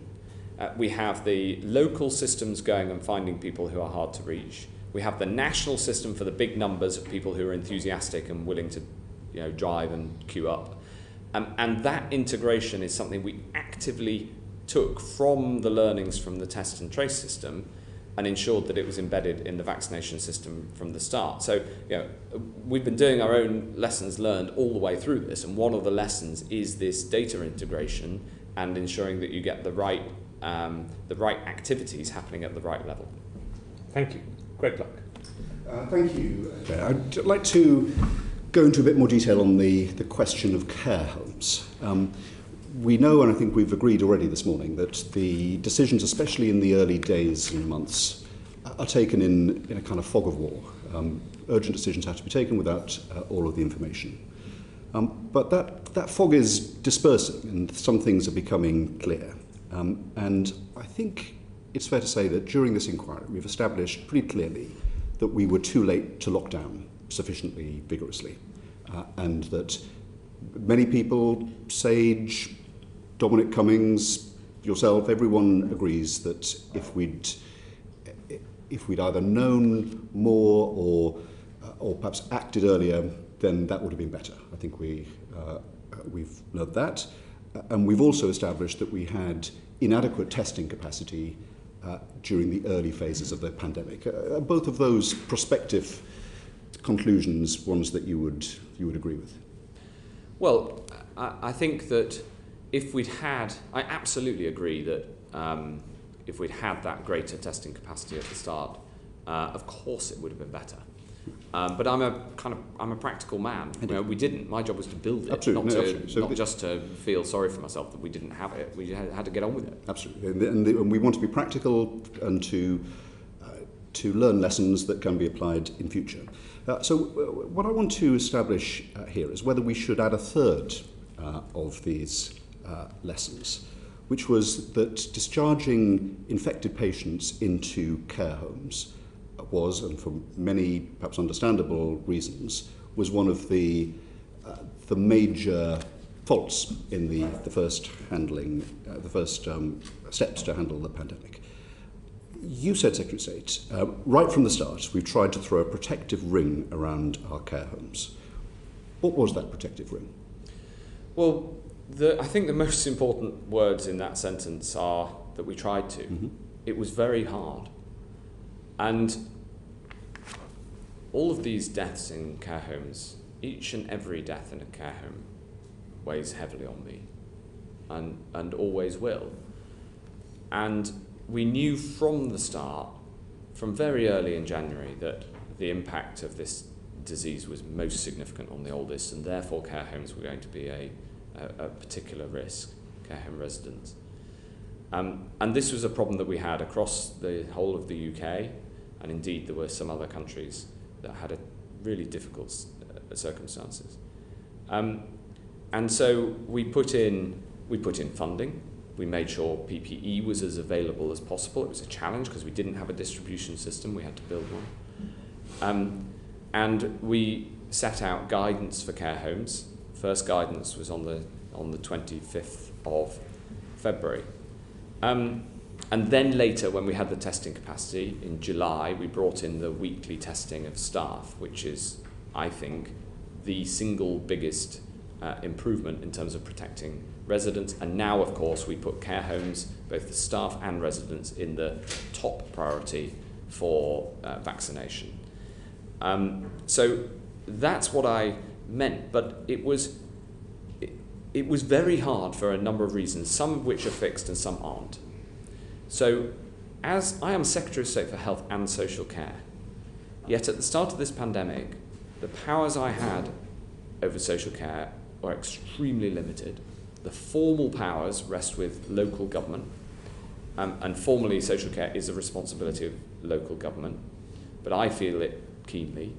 We didn't have the data. When I first asked for a list of all of the elderly care homes, we didn't have one, which I find totally extraordinary saying, but it's true.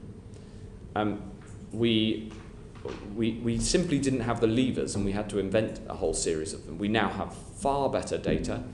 But some of these problems still need to be fixed. We need to reform social care, and we need to make sure that we put into law the ability of national government, where necessary, to come in firmly to whether it's to issue guidance or that's binding, or put in place funding, because we had to funnel funding indirectly through local authorities as well, because we had no VARIs to fund local care homes directly. So there's a whole series of things that have been improved, and then there's a whole series of things that we still need to do.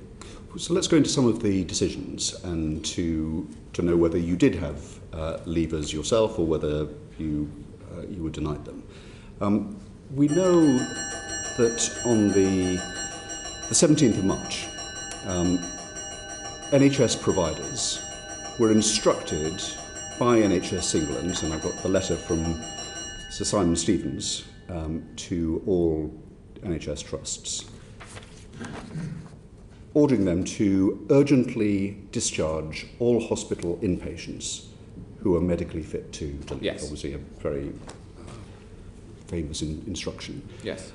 Was that a unilateral instruction on the part of Sir Simon Stevens and his colleagues at NHS England, or was that, as it were, a kind of co-decision that he took with you? No, of course that decision was discussed with me and the Prime Minister before it was executed. And if I take you back to the time, we just had the scenes from Lombardy showing what happens when a health service is overwhelmed. We knew that the death rate would increase dramatically. We didn't know how much, but dramatically if NHS services were not available. And we needed to make sure there was NHS capacity, because the number of cases was going up at the time exponentially. So we protected the NHS, and one of the things in the lessons learned exercise, which is really important for us all to remember, is that whilst there were absolutely challenges in some areas, there were some things that this country got right, and the provision of care at all times to COVID patients is one of them. Now, that instruction actually led to a reduction in the number of people who left hospital and went to care homes, because the vast majority of people went home to their own homes, and we put in place social care packages. Because one of the other things that we did as part of that decision was we agreed to pay for the discharge. So in normal circumstances, when you leave hospital, the local authority has to arrange the social care package, and sometimes individuals have to pay for that, and sometimes the local authority does, as you well know. Because the central government, through the NHS, decided to, and the Treasury provided the budget to, pay what's called discharge to assess, to pay for those discharges, It meant that we could get discharges, more of them, to people's own home. And in fact, one of the reforms we need to make to social care is that more people should be discharged to their own home with a care package as a proportion than into care homes. So the result of that letter, ironically, and I know it's counterintuitive, the result of that letter was a reduction in the proportion of people who were discharged into care homes. Now, I'm sure we'll come on to the testings around them, and in fact, we've already discussed it to a degree. But yes, that letter was a policy that was agreed at the highest level in government. Absolutely, and that's very clear and that's very helpful. And you've also said in that answer that the motivation was a concern, looking at Lombardy, that the hospitals might otherwise be overwhelmed, and that galvanised the action that was a reflection of. Yes, but I don't want to imply, and it would be wrong to conclude, that that's because we somehow favoured the need to protect the NHS. Because as well as the scenes from Lombardy, I still remember, and it's burned across my soul, a news report from Spain in which the military were sent into care homes, and in one particular case, the care home had been abandoned because the staff were ill, and all of the residents had died, all of them. And many had died from COVID, but many had died because they needed care in order to live. And there were care homes in France where every resident died as well. And so this was a problem that everybody struggled with, and we talked about it amongst my colleagues across the continent, and of course with my fellow health ministers across the UK, how best to protect the most vulnerable. And in fact, in England, the proportion of people overall who died, who lived in care homes, is lower than in many European countries. So yes, this was incredibly difficult, but I think it is.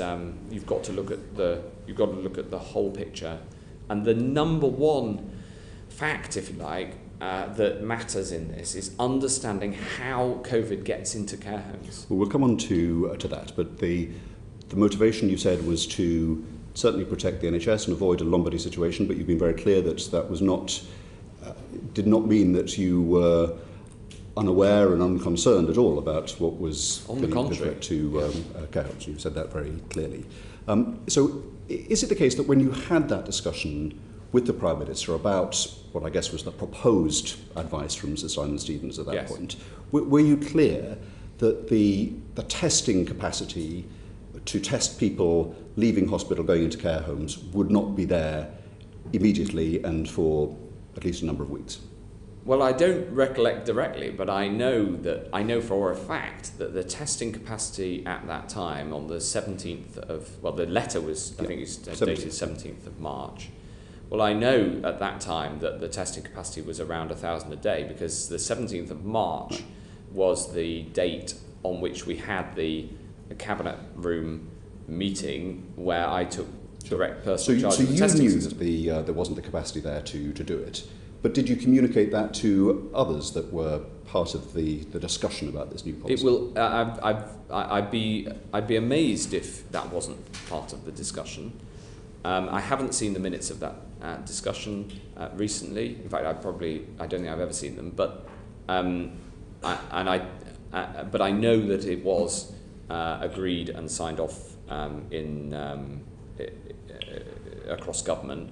There is no doubt that the testing capacity would have featured, but also remember that the clear clinical advice at the time was that testing people asymptomatically might lead to false negatives, and therefore was not advised and was seen as not a good use of the precious few tests that we had at that moment. I mean, this is an important point of contention in our last evidence session, as you know, because the evidence that we had from Dominic Cummings was that people in that meeting felt assured that the testing capacity would be in place. Now, at the opening of the session, when I put this to you, You said you were always clear in your mind, and as far as you know, the way that you communicated this, that you were talking about a plan to get to that capacity. Is there, thinking back, was there any possibility for ambiguity there? Do you think in that discussion you could have thought you were talking about future capacity, and people like Dominic Cummings, and we don't know what the Prime Minister thought, but could they have thought that it was available now, and then? There's two responses to that. The first is, you've got to remember that we were taking huge decisions under imperfect information and against a completely unprecedented situation. And the recollection I have is that at that time, the clinical advice was clear. And in fact, I checked this with the Chief Medical Officer in the last couple of weeks, that this was his recollection as well. And the recollection was that the clinical advice was against asymptomatic testing for the reasons that we set out, and for the clinical reasons that I've reported to the committee, but they weren't my reasons. They were the clinical advice. In terms of a misapprehension that we didn't I have no. But you were clear in your mind that the capacity wasn't there, and so it would have been strange for people to assume that it was. That's right. But you don't have any kind of positive recollection of others that were part of that discussion conceding and agreeing that? I don't have any recollection one way or the other. Now, again, in the evidence that we heard from Dominic Cummings, he said that when the Prime Minister returned from his illness, in other words, in April, he came back alarmed at what was going on in care homes and asked, what's happened with all those people in care homes? And Dominic Cummings said he used a less polite version of, what on earth are you telling me? Did the Prime Minister, when he came back from his illness, did he have a conversation with you that indicated he was surprised to find out what was going on in care homes? Not that I can remember. I see. And in terms of the numbers here, in your initial answer, you talked about the numbers. How many people were discharged before testing was available for people being discharged? I don't have that figure with me. I think it's in the public domain, and if it's not, I'll get you the best estimate that we have. Right. I think the NAO says it's about 25,000. So you presumably I wouldn't dispute the NAO. You wouldn't dispute the NAO. That reflects your feeling. I wouldn't dispute that figure. Okay. Now you did say that the number of discharges actually going into care homes fell compared to the previous year. I think I remember you saying that. The figure I actually used was that the proportion of discharges fell. The proportion. And is that from that NAO analysis? Is that that's from an NHS analysis that I think we published at the time. But if we haven't published, right, then I'll make sure we get I think it is the same analysis, and that talks about a period between the 17th of March and the 15th of April. But it misses out a crucial period at the beginning of March, in which it was the case that actually the number of people being discharged from care homes was higher than it was in the year before. Were you aware of there being an escalating problem that required you in the middle of March to put the brakes on it? Well, I wouldn't be surprised, but the recollection I have of that chart, if you like, of that data series, is that it was essentially flat and then fell. The proportion of people who were discharged into hospital, and you can see a clear policy reason why that would change on and around the 17th of March, and that's because we put the funding in to fund the NHS to buy the care packages, which are more likely to be the care packages in people's own home. But I'm sure that go through the full detail of exactly what those numbers are. So in terms of the steps that were taken, you said that the transmission into care homes Yes. was not predominantly from people coming out of hospital, but it was from staff. Is that right? So Public Health England have made a recent publication of this, and they've found that approximately 1.6% of the cases going into care homes came from people leaving hospital. And there's two reasons that it might be so low. The first is that, of course, there were infection prevention and control, essentially isolation rules around how people went from hospital into care homes, because of course they were not tested, because the testing capacity wasn't there, and the advice was not to test for the reasons that I've set out. And therefore, there was already an isolation process in lieu of knowing whether somebody was COVID positive or not. And anyway, if people were COVID positive, there needed to be an isolation arrangement for them. The second reason is that just in terms of the numbers, the proportion of people who go into a care home is much, much higher each day from staff. That's inevitable in any care home. The number of people who are residents who move in and out of a care home on a daily basis, even in normal times, is a fraction of the number of staff and indeed other professionals like like GPs and other health professionals. If you think about a care home and who physically goes in the door, the number of times that person going through the front door is a resident is really quite a small proportion of the total. So I do understand why people feel very strongly about this point of residents going into care homes, but in terms of the volume of human movement and interaction with a care home, you can understand once you think of it that way, because this virus transmits between humans of whatever type, whether you're a staff member or a resident, the virus doesn't know or care. It's therefore the staff testing regime that was the big change that we brought in over the summer, and then we learned all of these lessons and did a review with the care home providers and CQC and others, and came up with the care home winter plan. And so in the second peak throughout the winter, the proportion of deaths that we've had in care homes is far, far lower. And that is that's one of the many lessons that we've been learning as we go through this. Well, let's come on to the staff transmission in a second. But on that Public Health England report, which I've read, essentially it relates a positive COVID result in a care home to whether that person has been in hospital before.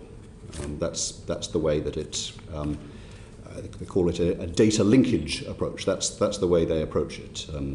That's right, isn't it? Well, the methodology is the best methodology they have. It is a difficult figure to put a number on. Yeah, but it's made more difficult, is it not, by the fact that people weren't being tested in care homes, and therefore the chances of finding someone with a COVID positive test and then linking that back to a discharge from the hospital is very low indeed, because the whole point that we've been discussing is that testing was not available in care homes.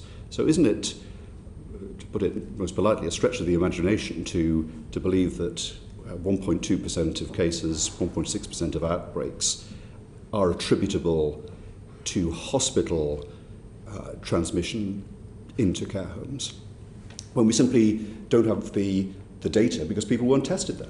Well, it brings me back to the central point about the challenge of responding to this pandemic, which is that we were having to make these judgments, sometimes very big judgments, based on imperfect information. Absolutely. And getting better information is vital. Now, I think that that study is the best assessment that can be made, given the fact that the facts on the ground in terms of what is and isn't measurable. So it's always a challenge to measure these things. It is. And estimates are estimates. I think I described it as an estimate rather than a fact, partly for this reason.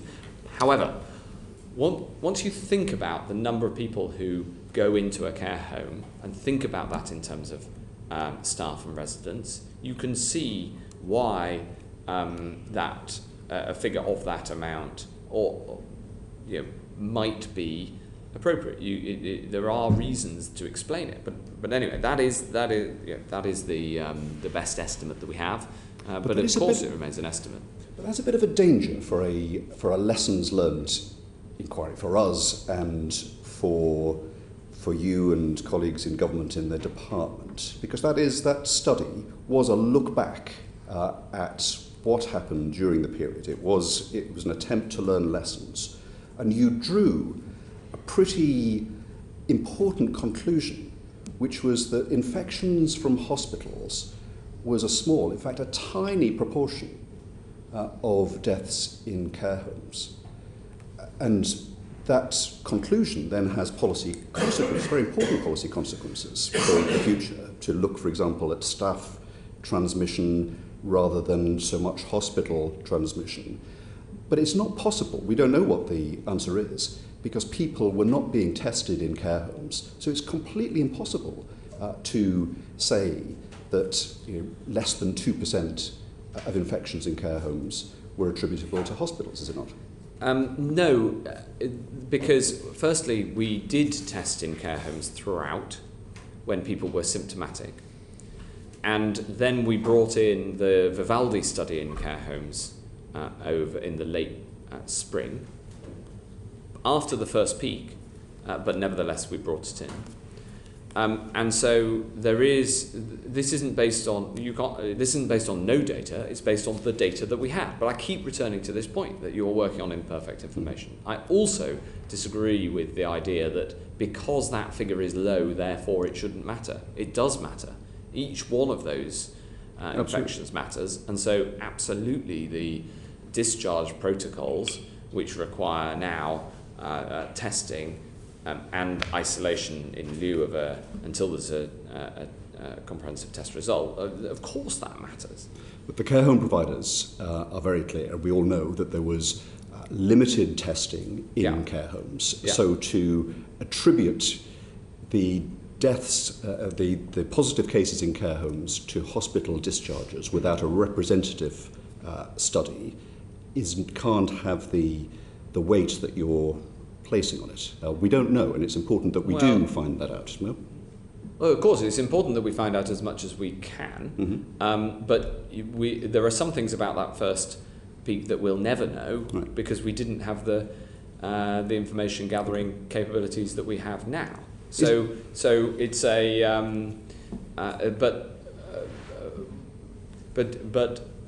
but I also I will also argue, and I'll always believe this, that it's best to make your best assessment of these things, even if you have to recognise that these assessments are imperfect. I mean, the search for perfect information in a pandemic is a vain one. Indeed, we should, and therefore, open these things up to scrutiny. So, absolutely, like publishing the PHE report so that the chairman of esteemed select committees can read them. Quite so. And has it been peer reviewed? I don't know. It would be normal for an important publication like that to be peer reviewed. I'm sure it says it on the top of the document, but the it doesn't even say who the authors are. Well, I will. I'll go back and find out if it's peer reviewed. But we do look. We've also there is a different approach, a different principle that in a slightly different part of the forest. There is far more pre-peer review publication now, because you have to get the best information you have with all of the caveats, including the ones that we've discussed, out into the public domain, right, rather than waiting for perfect information which may never come. A final question, which picks up on the point that you made about the possibility of infection from staff, social care staff in care homes. Yeah. You recognise that as an important potential source, but obviously the weekly testing of staff was not announced until July. Yeah. And I think was rolled out from July onwards. Yeah. Obvious question: why, if that was thought to be the prime way of infection getting into care homes, why was it not possible to do that earlier? Well, again, this comes down to the prioritisation of tests. Right. And So you went as far and as fast as you could, given the testing capacity. And given the clinical prioritisation of the use of tests, yes. Right. So, in essence, what you're saying is that this question of infections within care homes comes from a combination of an understandable and perhaps necessary requirement to avoid a Lombardy situation in the NHS, combined with what we've previously talked about, which was an inadequate testing capacity. That is, that they're the components of the problem in care homes as you see it. And a presumption that testing people who had no symptoms would lead to false negatives, which turned out to be wrong, but was the clear clinical advice for some time until we had a better assessment of that in April. Thank you very much. Thank you. Dr. James Davis. Thank you, Chair. Thank you, Secretary of State. I'd like to return, if I may, to the success of certain countries in South and Southeast Asia, so South Korea, Singapore, Taiwan, and so forth. We've already touched on their pre-existing testing capacity. Were you given advice not to follow their strategies in other respects? No, I don't think we were advised not to follow their strategies, but I can't remember being formally advised to follow their strategies. But we did have discussions. With them. Mm-hmm. And in retrospect, you would agree that there should have been more focus on what was going on in that part of the world and their success? Well, there was a huge amount of focus on what was going on in China, although one of the things that hindered our early response was a lack of transparency from China, and that must be put right in terms of future preparedness for future pandemics. It is absolutely vital for the world that China is more transparent about its health information as soon as it understands that there are problems in future. With respect to the rest of Southeast Asia, I think that we would benefit a lot from ensuring that our future pandemic preparedness learns from the other from different strategies that were pursued right around the world. The strategies different countries pursued, in my view, followed essentially two things. One, their recent history, and the countries that obviously had, it's standard now to say that the countries that had experienced MERS and SARS were better prepared, partly because their body politic had had a shock a decade earlier, and here that shock in around 2009 was not heeded as much as it should have been. The second is in terms of their capabilities and to an extent their geography and history. So it is harder in a democracy to take some of the steps that some of the authoritarian countries took. Geography matters. So Britain is an island, and we have the benefits of being an island in terms of borders, but we are a highly interconnected island which has a tunnel, and a huge amount of our freight comes accompanied. So other islands like Australia, New Zealand, Taiwan were able to be more absolute at the border, whereas completely shutting the border here is not something that we are structured to do, because I think a very serious chunk of our daily imports comes accompanied, and then of course this history is also about the capacities you have at home, and we just didn't have the testing capacity in particular, and the contact tracing capacity that others had. We didn't have the capacity, but was it discussed that British people wouldn't accept East Asian testing and tracing methods? Well, there was a debate about how much people would accept it, but I was always of the view that people would go for it, and my view on the use of data was that because the mission and the motive was so important, people would be willing to allow their data to be used, because and give consent to that because the justification was so clear. The story that I told at the time is,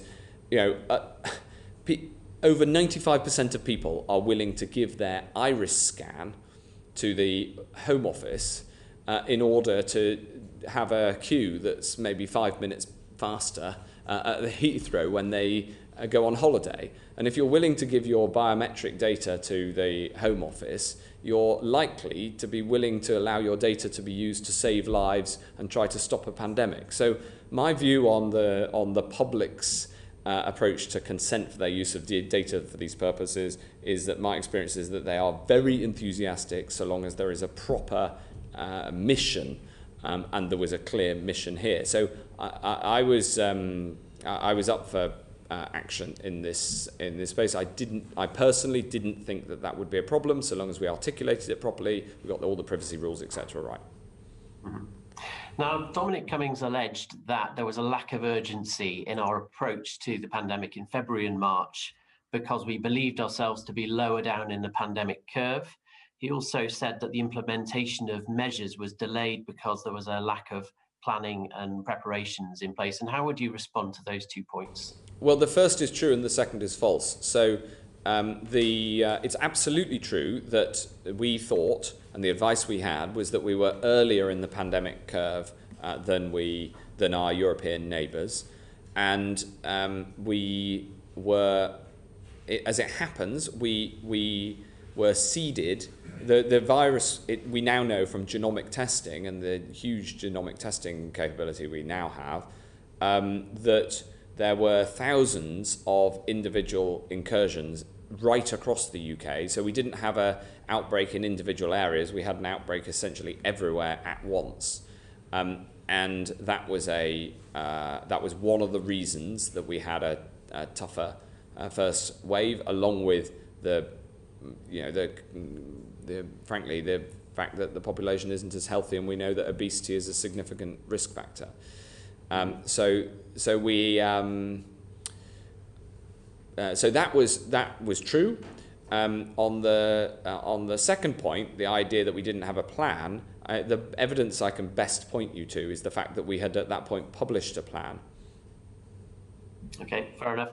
Finally, from me, in terms of face coverings, now SAGE discussed in late April the fact that there was some evidence, albeit weak, for the use of face coverings. Then I think on the 11th of May, they had issued advice for their use in enclosed spaces. Then the UK government mandated their use on the 15th of June in public transport settings, 24th of July in shops, 24th of September elsewhere. For the record, in Wales here, that was 6 weeks later, I think, for each change. But why was there a delay, first of all, in implementing what SAGE was advising, and also why were we as a country as a whole perhaps behind other countries in the world? Well, there was a rigorous international debate about the use of face masks, and there were very significant divisions in the science on this, and I think that it is one of the clear lessons from the pandemic. It comes down to disagreements about the most likely route of personal transmission of the virus from one person to another, and there is now a common understanding much more about aerosol transmission from one person and how face masks are therefore more important than was the initial advice. There is also a practical consideration that we didn't want people to take face masks away from where they were absolutely vital within health and social care settings. And so when we did introduce rules around public's use of face masks, we introduced them saying that you should wear a face covering, as many people in this room are, because that way it didn't take away from the provision of PPE. Now that isn't a problem. We've got huge stockpiles of it, but it was a problem at the time. Thank you, Chair. Anam Kaiser-Javid. Thank you, Chair. Thank you for joining us today, Secretary. So whether it's policy implementation or the general workings of the UK government, or even in your role as Secretary of State for Health, public trust is of paramount importance. Getting those key lines right, ensuring that communication is clear and maintaining that trust so that the general public have faith in leadership of the country. Would you agree with that statement? I would very strongly agree with it, yeah.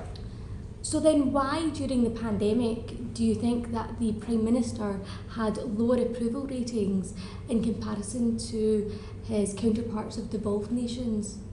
Well, I don't think it's about approval. I think it's about, as you say, public trust. And we worked very hard to ensure that we had the support of the public. And in fact, when you look at the proof point of that, the consequence of that, the public have been incredibly strong in supporting the measures that we asked them to support. And ultimately, that's what you need the trust for. And then perhaps the most important factor when it comes to having the trust of the public is to make sure we get very, very high vaccination uptake. And we've got extraordinarily high vaccination uptake. That is, and that's true across the whole of the UK. In fact, I think it's stronger in some parts of the UK than others, but this isn't a competition. It's important that that's high everywhere. Okay, but going back to that idea of how the public view their leadership, that is something that is taken into consideration, whether that's by the media or by government or by other members of the public. In November, an Ipsos Mori poll found that 74% of the Scottish public believed that Nicola Sturgeon had handled the pandemic well, in comparison to 19% who thought the same of Boris Johnson. Now, there could be differences there because the NHS in Scotland is devolved and there's NHS Scotland, but what lessons do you think the UK government are learning in terms of their communication? Well, I don't have the latest figures on me, but I noticed that to prove your point in your question, you picked figures from November, and I've already said that I think that the operation of government has improved very significantly since November, and the public have definitely noticed that. And in fact, the public trust across the UK in the measures that the government have taken has increased significantly. I've noticed as Secretary of State that it is now more efficient, more effective, there's better communication inside of government, there's a better sense of teamwork, and that is so important in a pandemic. And the public have undoubtedly noticed this improvement over the past 6 months or so. Do you think that the public trust you? Well, I think Secretary of State? you can judge that you can judge that for yourself. And I'm asking you, what would you? Well, I think all I can say is that the approach I've taken throughout this is to try to answer questions as directly and straight as possible. I'm a big team player. I'm willing to say difficult things if necessary, and that is I think the best approach you can take in the pandemic, answering difficult questions and answering the questions that are easier to answer. You know, when difficult things happen, my approach is to go to the dispatch box or have a press conference and explain why there's a difficult thing. And I think that's important in a pandemic in particular. But at the same time, I'm a huge team player, and I think it's very important that we operate as best as we can as a team. Yeah, and I completely agree with you. Team player and ensuring that all four parts of the UK are heard loud and clear. Rewinding back at the session that we had with Mr Cummings a couple of weeks ago, he claimed, whilst I was questioning him on borders, that the Prime Minister in the UK government prioritised the economy over people's lives. Now that's quite a damaging allegation, but that allegation was made. I'm not going to question you on the validity of that, but what I'm going to ask you is, statements like that have been made, what actions are the UK government going to take to maintain or regain trust from the public? Well, the honest truth in response to that is that we have some of the toughest border measures in the world, and people can see that we're willing to take difficult decisions on borders based on the data if that's what's needed. So, for instance, just last week we had to remove Portugal from the green list of countries, despite the fact that that was very uncomfortable, and there were lots of people who were especially who were on holiday or out in Portugal on business, whom that had a significant impact on. But when the data changes, then we are willing to make those difficult decisions because we have a tough approach at the borders. And you think those decisions are made in a timely manner? Well, absolutely, yes. In fact, when we took Portugal off the green list, I was criticised for acting too quickly. But when you see a new variant, then it's incumbent to act. Okay. Many ethnic minorities during the COVID pandemic have sadly passed away. What steps did your department take to engage in those communities who, for example, maybe have English as their second or third language, or traditionally don't engage with the NHS? Yes, this is incredibly important throughout. To be honest, I think it's something that we have got better at. We've got better at working alongside local authorities in terms of engagement, and we've taken those learnings, a lot of which we learned through the use of the testing programme, and deployed them in the vaccination programme. And although the vaccination rates now are lower for some ethnic minority communities, we are seeing those rates rise up, which I'm really, really pleased about. Sorry, the question I asked was what steps did your department take? So yeah, you're saying you worked with local authorities. Yes. Anything else? Yes, huge amounts of work. I mean, both. So for instance, the Minister Nadine Zahawi on the vaccine rollout has undertaken a huge amount of work over the last 6 months in terms of engagement with communities of all sorts across the whole country, whole of the UK, to make sure that we try to get the messages across. For instance, ensuring information is available in the language that people commonly use is so important. And from a point of view of the attitude that we take, some people say you've got to do better at reaching hard to reach communities. I don't think about it like that, because that implies that somehow it's their problem. It's about making services more accessible to people and making sure that we make it as easy as possible to access services.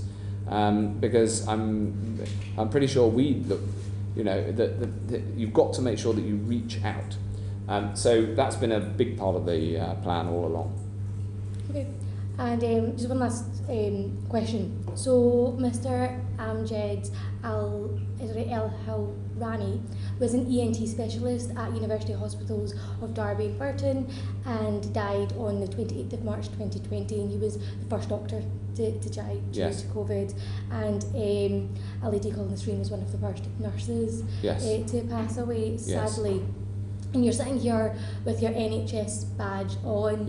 It was one of the first things I noticed. Do you think NHS have trust, or NHS staff have trust in yourself and the government and the way that you've handled the pandemic, and will lead us out of the pandemic? Yes, I do, and it's something I put a lot of effort into.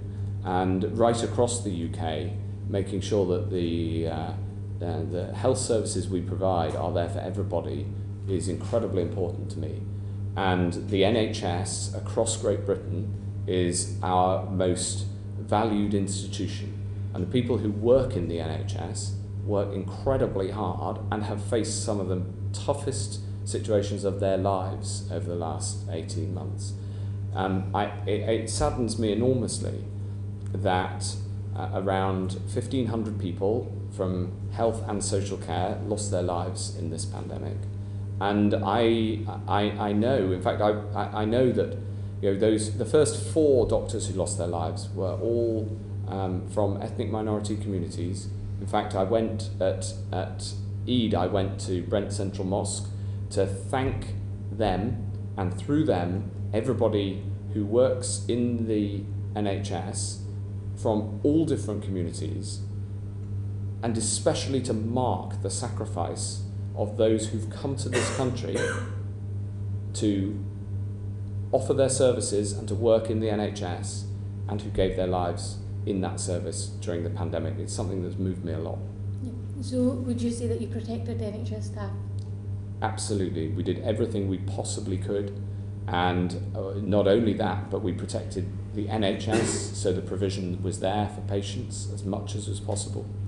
And we provided that, the PPE, as we've discussed, And we worked together right across the UK, including with the Scottish Cabinet Member for Health, Jean Freeman, who I worked very closely with, to make sure that everywhere in these islands people got the support that they needed and the treatment that they could as much as possible. Barbara Keith. And Secretary of State, in the Chamber on Monday this week, you said that nobody was denied treatment for COVID. People got the treatment they needed. You repeated that earlier. Yes. I'd just like to draw your attention to two things. First, the widespread reports of the use of do not attempt resuscitation notices, which I know has been challenged, Yes. but was widely reported both last year, this spring, and is reported again today in the Telegraph in terms of people with mental illness and people with a learning disability. The second point is the refusal of some hospital trusts to admit COVID-19 patients from care homes. Bearing those two things in mind, are you really still saying that everybody with COVID-19 got the treatment they needed? Yes, that is the medical advice that I have, and I totally agree with you about the inexcusable nature of any attempt to use do not resuscitate orders without consent, and when there were concerns raised at blanket consent being put in place, we stopped that immediately. So yes, I mean, making sure that provision was there was absolutely critical, and we did succeed. It wasn't just, it wasn't me on my own. It was a huge team effort that everybody was involved in, because part of the action that we took to suppress the virus was in order to protect the NHS. If you think about it, my strategy through this was to suppress the virus until a vaccine could make us safe. And I always believed a vaccine would come through, and I drove that project hard. But yes, the clinical advice that I have, and I checked again on this recently, as I said earlier, was that provision was always available. But I had cases of this happening to a constituent of mine. I had a case on April the 3rd of a constituent in a nursing home. Her daughter was contacted out of the blue by an NHS hospital staff member who told her that her mother would not be admitted to hospital if she contracted COVID. Now, that was a battle that I took up on her behalf with the local hospital. But my constituent said this: my mum's life was made insignificant because she is old and has had dementia. Now, I understand from a colleague that this also happened in Hove and Portslade, and as I've said, it's still being reported. In my view, this was a serious impact of the policy of discharging patients from the NHS to care homes. In my view, it led to a mindset in parts of the NHS that it was okay to deny treatment to vulnerable and older people. Let me ask you, were you aware last spring that some hospitals had gone out to care homes and told them they wouldn't be admitting their residents? I immediately insisted on the issuance of very clear and strong guidance, which is that this approach is completely unacceptable. It's never been acceptable. It's never been policy. And when I heard reports, and in fact you've raised reports with me of this before, I immediately took action to reiterate the position that do not resuscitate notices require informed consent. There are proper procedures around how you can go about giving and recording that consent, but individual decisions must be made on an individual basis. Indeed. I really want the question, though, why we kept having reports, why this kept on happening, why there were patterns of this happening up and down the country, and we're still getting reports of it. There have been a couple of surges of reports of do not resuscitate notices for people with learning disabilities, and the Telegraph includes today reports of people with mental illness. It certainly happened in parts of the Northwest. For people in care homes, and that was reported to me, and I've reported it in the House. Why were questions not asked about a policy with such wide-ranging impacts on vulnerable people? I understand it's been challenged and you put guidance out, but it kept on happening. Well, the guidance we put out was absolutely crystal clear. And this, the idea that a DNR notice should be put on without the individual consent process and the individual knowing what, being able to, the correct decision being taken with clinical advice on an individual basis it is completely unacceptable for the guidance not to be followed. And in a system as big as the NHS, it is very important that when people see problems like this, then they raise them and then we can address them. But the availability of treatment was always there. Treatment was available for these people in all circumstances, because we never ran out of that capacity, in part because of the action that we all collectively took. So you're not willing to accept from these reports, and in fact, for myself as an MP, that this was happening, that there was a denial of treatment to some people. I understand, and I've said that you challenged it, but the problem is it carried on happening. Well, I have seen these reports, and it's totally unacceptable. How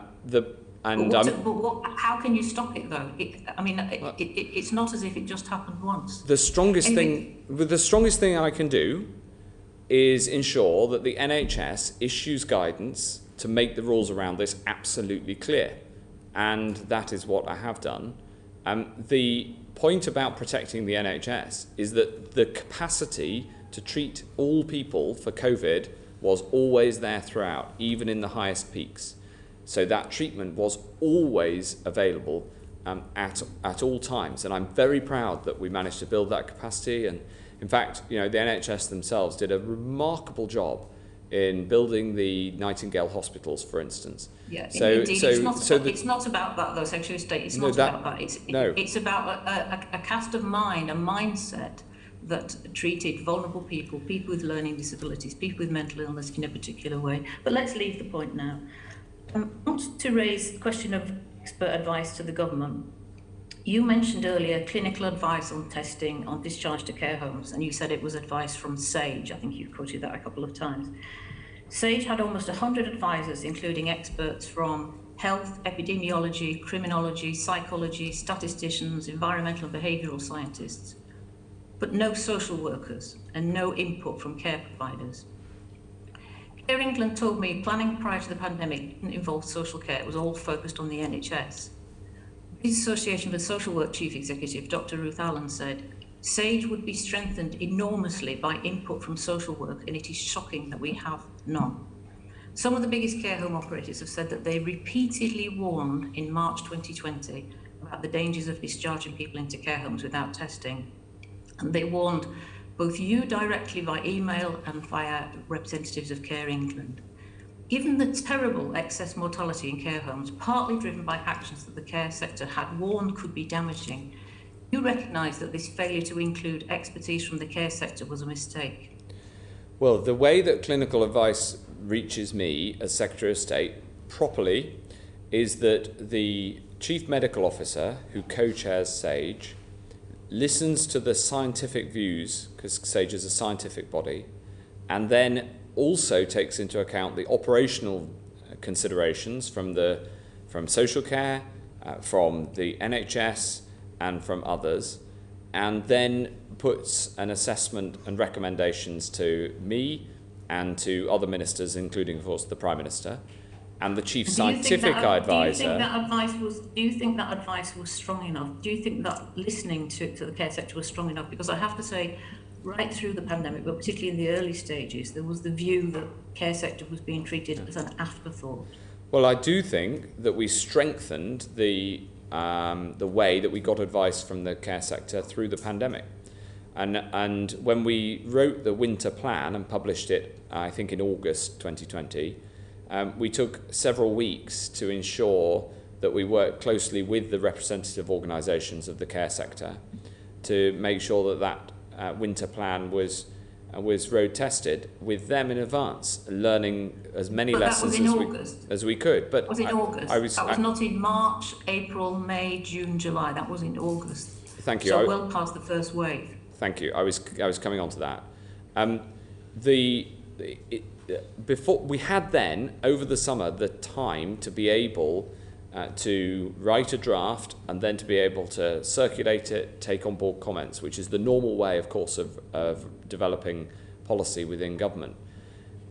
In the first peak, we were operating with these huge decisions based on, as I've said, imperfect information, but also at remarkable speed. We had to move very fast. So, of course, we took on board views of the care sector and the experts on social care who we were engaged with, but we were not able to undertake the full public consultation that we normally would do with development of policy of this significance, simply because of the time that it took. And so, if you think back to those times, it was a matter of acting as fast as we could to keep people safe, and that meant that you couldn't go through the normal formal channels of consultation that you would for something obviously of this huge significance.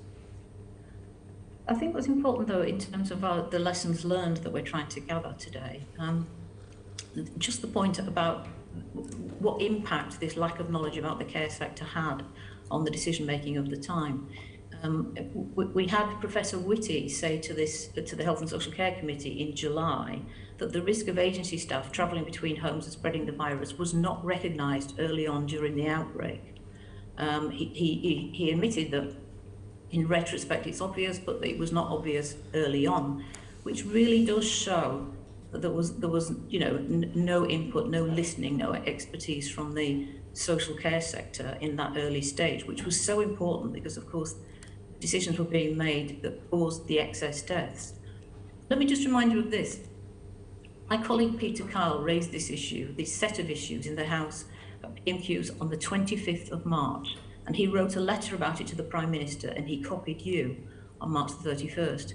He described a care home in his constituency with a serious COVID outbreak involving residents and staff, making clear the staff who had COVID were agency staff who had been working in other care homes.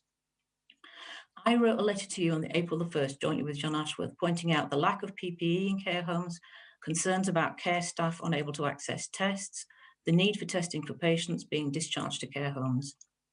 I also raised the issue that care homes had said they were unable to transfer sick residents to hospitals due to a lack of beds, and that hospitals would not admit patients from care homes. Care England have told me that at the start of the pandemic, several care providers offered brand new care facilities that hadn't been commissioned and could have been used for the isolation of patients potentially with COVID discharged from hospital, and they received no response from the government. Having no expertise on social care in your group of advisors, why did you not heed the warnings about dangers to the care sector raised by MP colleagues, the care sector and Public Health England? Well, you didn't only raise these concerns in a letter to me, you also raised them with me in the House of Commons. And I think making sure that we got feedback from MPs who are expert in particular areas, including in social care, was a critical part of the response. And it led to us strengthening the guidance throughout. So in that period, after you wrote on the 1st of April, I think it was, we strengthened the guidance to care homes on the 15th of April. So we had the attitude, and I remember discussing it in the House of Commons, I think in an exchange with you, Chair, the other Chair, with the member for Tunbridge Wells, for the record, about attitude to listening to concerns and the need to constantly feed that into how we responded. I was completely open about that.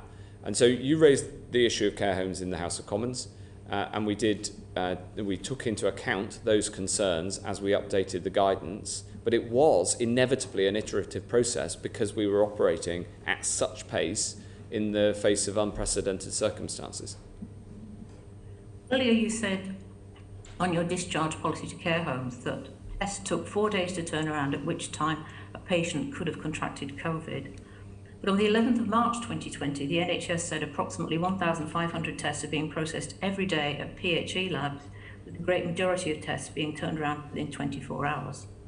So that's 1,500 a day. with most turn around within 24 hours. And as I just want to reiterate the point, Care England has told me that several care providers offered the use of those brand new care facilities that hadn't yet been commissioned for use to isolate discharge patients. They received no response from government. Why? Well, I wasn't aware of that letter, and on the turnaround times, what matters is you that... weren't aware of the... Could you just be clear about this? You weren't aware of the offer from several care providers of care facilities that could be used to isolate patients, because that's actually pretty important. Well, I can't... I think a better answer is that I can't recollect that letter. And what I can tell you, though, is that the turnaround times sometimes were fast, but sometimes not. And if somebody is left in a hospital setting with when they've been tested, they can catch COVID. And sending somebody into a care home with COVID with a negative test result is very dangerous. You're repeating a point that you made earlier, and I'm repeating. Care England have told me that several care providers offered brand new care facilities that hadn't been commissioned and could have been used for isolation. So if tests hadn't come back within 24 hours, they could have been used in that way. Could be in a combination of prioritising care home discharges to care homes for testing, and if the testing hadn't come back, they could have gone as an interim step to those care facilities which were offered. Why didn't that happen? Well, as I say, I don't have a recollection of that correspondence. Well, you'll admit that would have been a solution, though. And in fact, I think it was adopted as a solution later on in certain parts of the country that step-down facilities were used from hospital. But clearly, I mean, we're talking about thousands of deaths here in care homes. This is important. You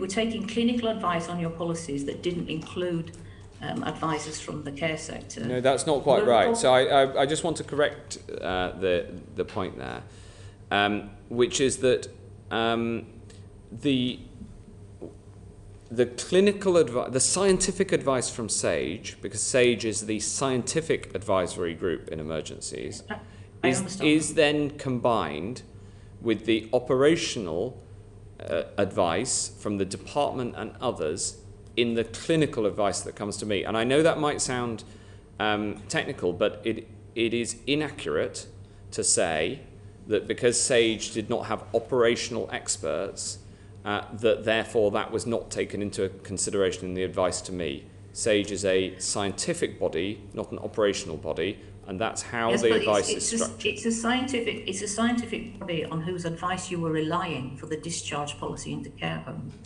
Leave it there. You don't seem to want to accept the points I'm making. I mean, finally, well, I just want to give accurate answers. Can I also add that on the point about, I want to add a further point to my answer on the DNRs, because I think this is such an important point. As well as issuing the guidance, we also asked the CQC, who regulate the care home sector, to make sure that they reiterated this point. And if there are further levers that are available to stop people wrongly using DNR notices, then I'm absolutely open to it. But I have sought to use every power at my disposal to stop the inappropriate use of DNRs, whilst allowing people who want to express a wish that they should not be resuscitated to do so. Indeed. Just finally, before we leave this point about the lack of expertise from the care sector, or operational knowledge as you call it, you said earlier about the care sector, we didn't have levers, we didn't have data, we didn't even have a list of who the providers were. Yeah. I just point out to you that there are organisations like Care England and the National Care Forum that are perfectly capable of providing lists of providers, that are perfectly capable of advising the government. As I say, very strongly came across to me, both in my own constituency and nationally, that the care sector felt they were treated as an afterthought, and I think it would actually be advisable now to think about how to take their advice better into account so that we don't get into the decision making and the issues that we got to in this particular pandemic? Well, absolutely, we were in contact with those organisations throughout, and indeed the CQC, but none of these lists are comprehensive, and this is the problem that we were facing, which we have now You're saying that Care England doesn't have a comprehensive list of its members? No, I'm not. No, I'm not. But We're going to have to move on to the next section. But we will definitely be making recommendations in this area in our report. So, Graham Strauss. Thank you, Chair. Can I just say, Secretary of State, I not always agreed with the decisions you've made in this area, but I do appreciate the number of times you present yourself onto the floor of the House of Commons and to these committees and other committees. Can I take you back about 2 hours, I would think, to Becky and Greg's questions, where they were asking about the information that they believed had not been presented yet when PHE changed their advice. Are you aware that a Dr. Cathy Gardner is taking the department to judicial review? Well, the department is engaged in judicial review on a number of aspects. Yeah. Because according to the Byline Times, which I think was what Becky was referring to, that report, you or the department via you had not provided the emails, advice and other information that had been asked for in that case. And I don't want to make a clever point, but if one was to apply to that lack of evidence the interpretation you put on Dominic Cummings not supplying us with the supportive evidence, then we should be very worried. So will you provide all that evidence that's been asked for in that case and has been asked for by this committee to the committee? Well, of course, I'm happy to provide all the evidence that I've committed as per the previous exchange. But I'd say this: my whole approach is to provide you with whatever evidence is needed for you to reach your conclusions, and hence being open to questioning for as long as you like. I mean, and I'll tell you why, Graham, and it's kind of what you said about me coming to the House throughout the pandemic. I'll tell you why, and that's because I know deep in here that what I did and what my team did was what we believed to be the best thing we could on the information that we had to protect lives and to get us out of this pandemic. And we worked every day from the moment we woke up to the moment that we fell into our beds on that mission for months and months and months. And I know that I can face the mirror each morning, and despite my deep regret at the deaths that have occurred, I know that I did that with the right motive and being straight with people throughout. And this pandemic has caused enormous pain, but the way through it is to try to bring people together as a team, which I hope I've demonstrated, and be as transparent as possible. I don't doubt your motivation, Secretary of State. I don't agree with some of the decisions you've come to. The membership of SPI B have given an apology for their advice. They said that they regretted having given extreme advice, and they thought that behavioural psychology had been undermined, that they had given too much bad news and not enough good news, and Gavin Morgan said he thought they'd not behaved ethically in doing that. Do you accept that apology, and do you accept any responsibility for the negativity and unethical nature of that advice? Well, what I'd say is that I think that everybody who was in a position of responsibility in the health family was acting according to what they thought were their was their best interpretation of their role in helping the country to manage an unprecedented situation. And I just think that especially in a pandemic, when everybody is involved in trying to get through this, every single member of the public, everybody is involved. I see the best in people, and I think that the best thing is to try to motivate people to do their best in this common mission. What they were saying was that they'd exaggerated and cooperated with trying to create a climate of fear beyond the evidence. And I was just asking you whether you accepted that and you regretted the overemphasis on the negative. But I don't think there was an overemphasis on the negative. There were thousands of people dying, and we needed to stop that. Right. Can I just ask a couple of simple questions? One, you mentioned Portugal and moving it into the amber list, but there were other parts of the globe where there's virtually no infection. The best example I can think of off the top of my head is the Cayman Islands. Why weren't, as you were moving parts of the globe from green to amber, why didn't you move some from amber to green? Well, the evidence is presented by the UK Health Security Agency, and the ministers then take decisions on the basis of that evidence. That's how we make the decisions between what's on the red, amber and green list. Sometimes there are balanced decisions when you could make the decision either way.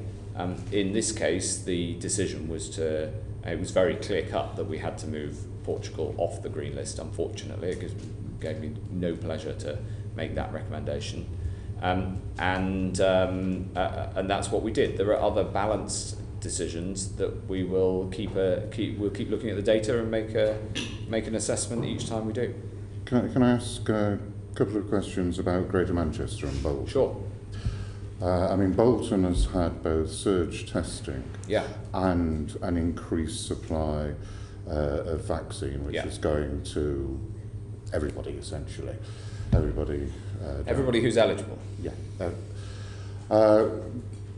Over Greater Manchester, there has also been an increase in infections, and Andy Burnham, the Mayor of Greater Manchester, has been asking that what has been given to Bolton is given to the whole of Greater Manchester. The surge testing, the support of the army is there, but not the vaccinations for everybody. Why is that?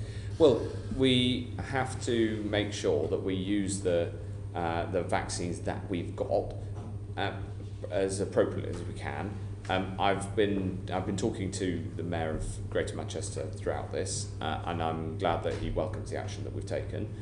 It's clear that the package in Bolton has had a positive effect. Yeah, absolutely. And the challenge is that once you get to a much wider geography, including Greater Manchester and Lancashire, the more vaccination you put in, you've got to find those vaccines from somewhere. So we are working on what more we can do to get more vaccines into Greater Manchester, into Lancashire, to try to get the vaccination numbers up as well. But the immediate priority is to get as much testing done as possible so we can break the chains of transmission. Because you've got to remember that the vaccine takes several weeks to work, and not least because if you haven't had a vaccine at all, you need the second jab.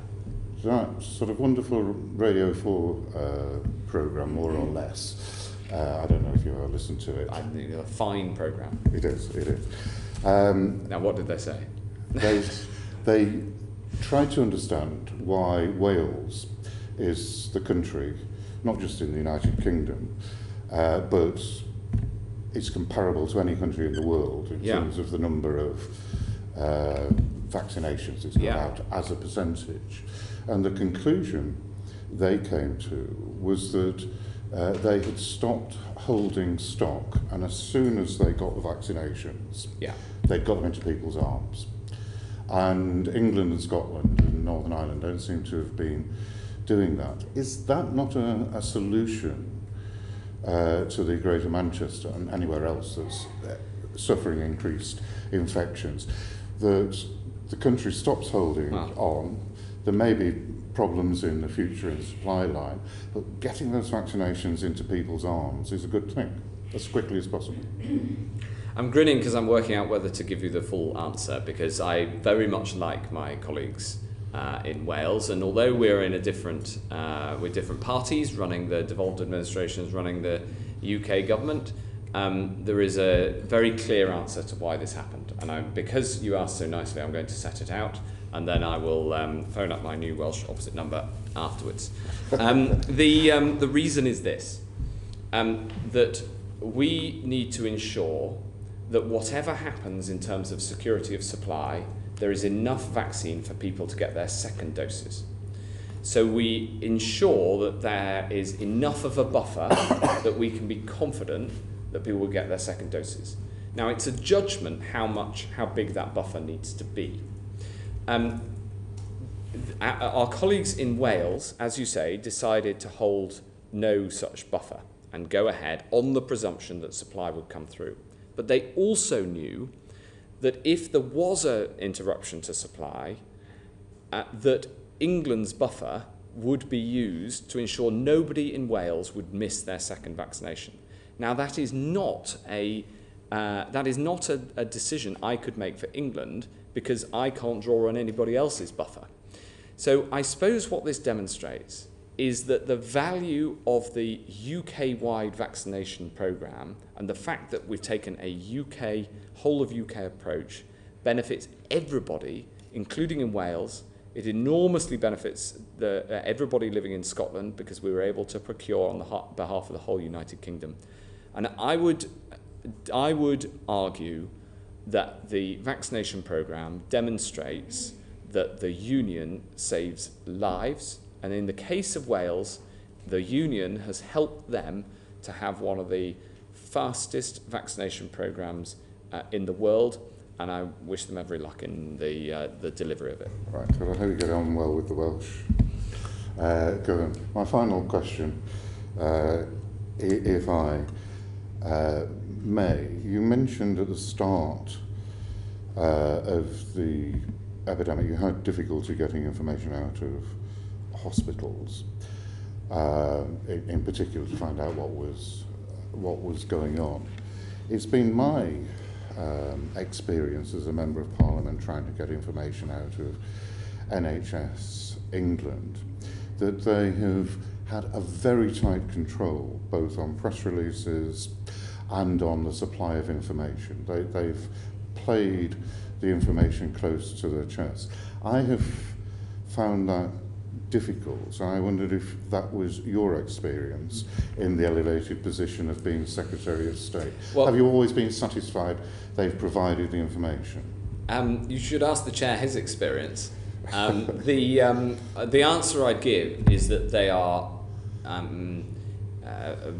the supply of data, the use of data across the health family as a whole is infinitely better now than it was 2 years ago.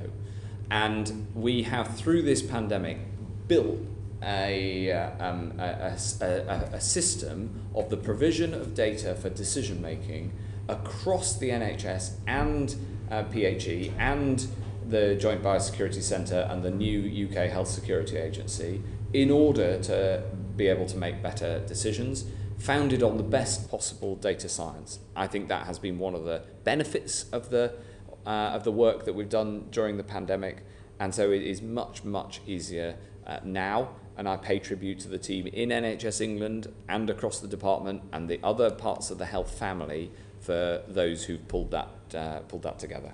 Thank you. As you can see, I'm a positive team player, and what I can say is this is one that's going very much in the right direction. Thank you. Thank you. Dr. Luke Evans. Secretary of State, my questions are around risk. What's your attitude towards risk? Well, sometimes you have to take it, but if you take it, you should then try to manage it.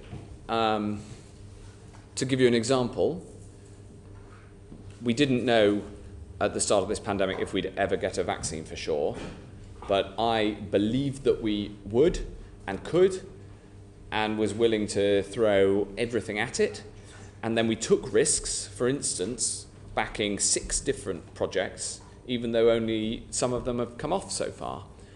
And but then once we took the risk on those projects, we didn't just fire and forget and leave it. We then actively manage them. So you should take risks. It's one of the lessons of the pandemic that you need to take risks that are worth it, but they should be.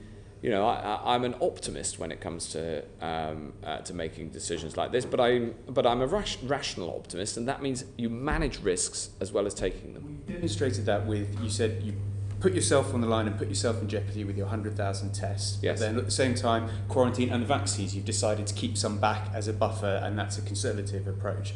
How does that pan out when we come to having the debate about the lockdowns? Okay. Because from your position, and you're sat in the cabinet, you've set it well, you realised, gulp, I'm going to have to set this out to the Prime Minister that we need to shut the economy. I'm interested to know what the flip side was. Yes. Because throughout this pandemic, every measure is about risk management. Yes. No vaccine is 100%, no test is 100%, yes. no mask is 100%. Yes. It's how you stratify that risk. That's right. Could you talk me through the first lockdown, how that worked? Yes. So epidemiology is a science of risks, and it is all about the balance of different risks, where the typical projection of any particular figure is exponential in one direction or the other.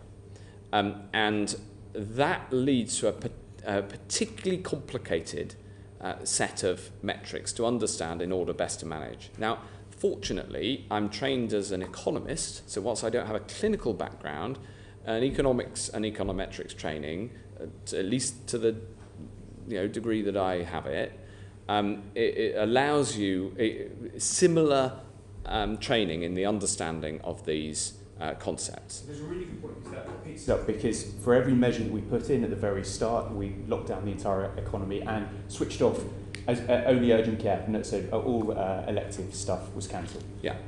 Rightfully so, for the capacity of what we've seen in Lombardy, you've set that out. Yeah.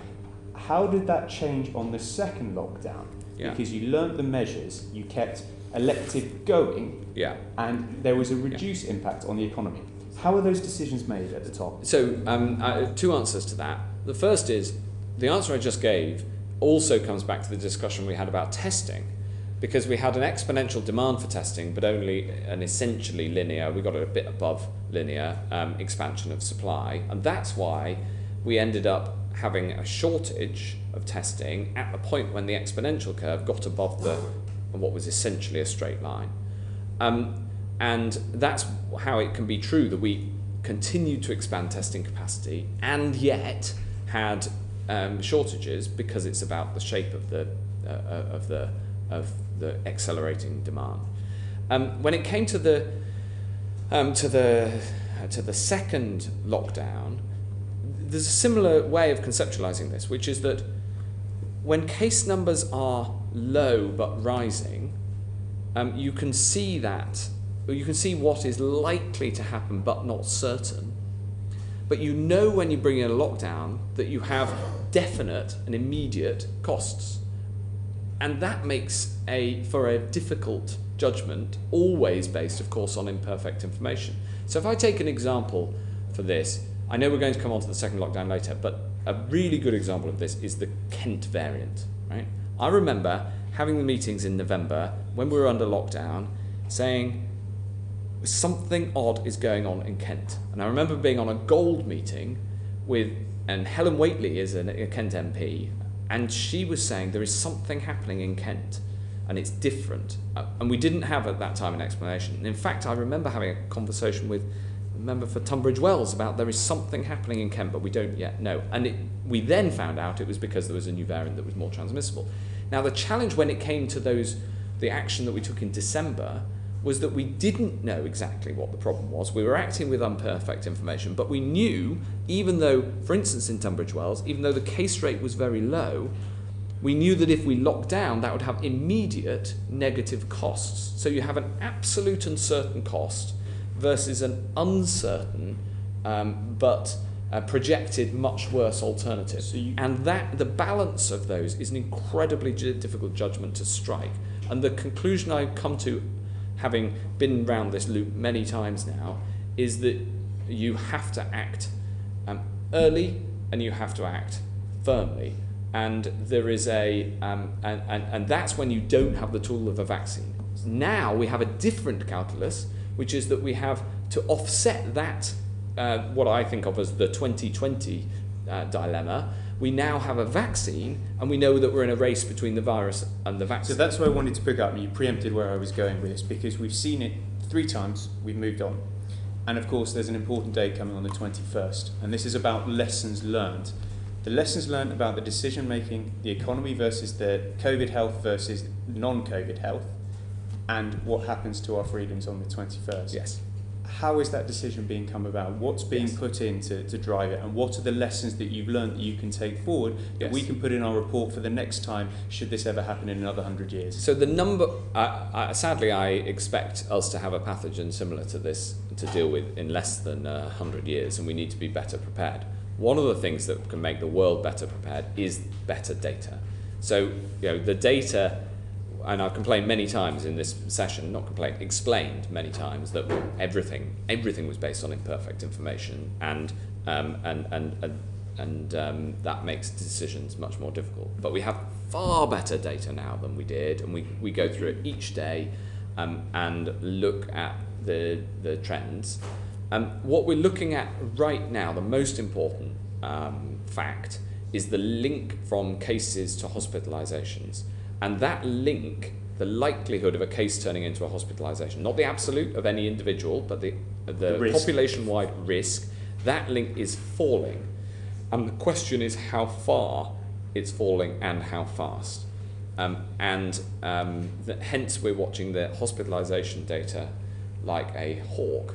Now, it is hard to work out that function because there's a lag in there. As a former economic modeler, I'm skeptical of these models, but in looking through the model, it helps you to understand the data that you have. I think the decisions are best taken on the actual data that's in front of you, not necessarily the model, but a model can be useful to help you think about the likely future paths of the pandemic. My final question to you, and I put it to you in the House a couple of weeks ago, about how rapidly this progressed.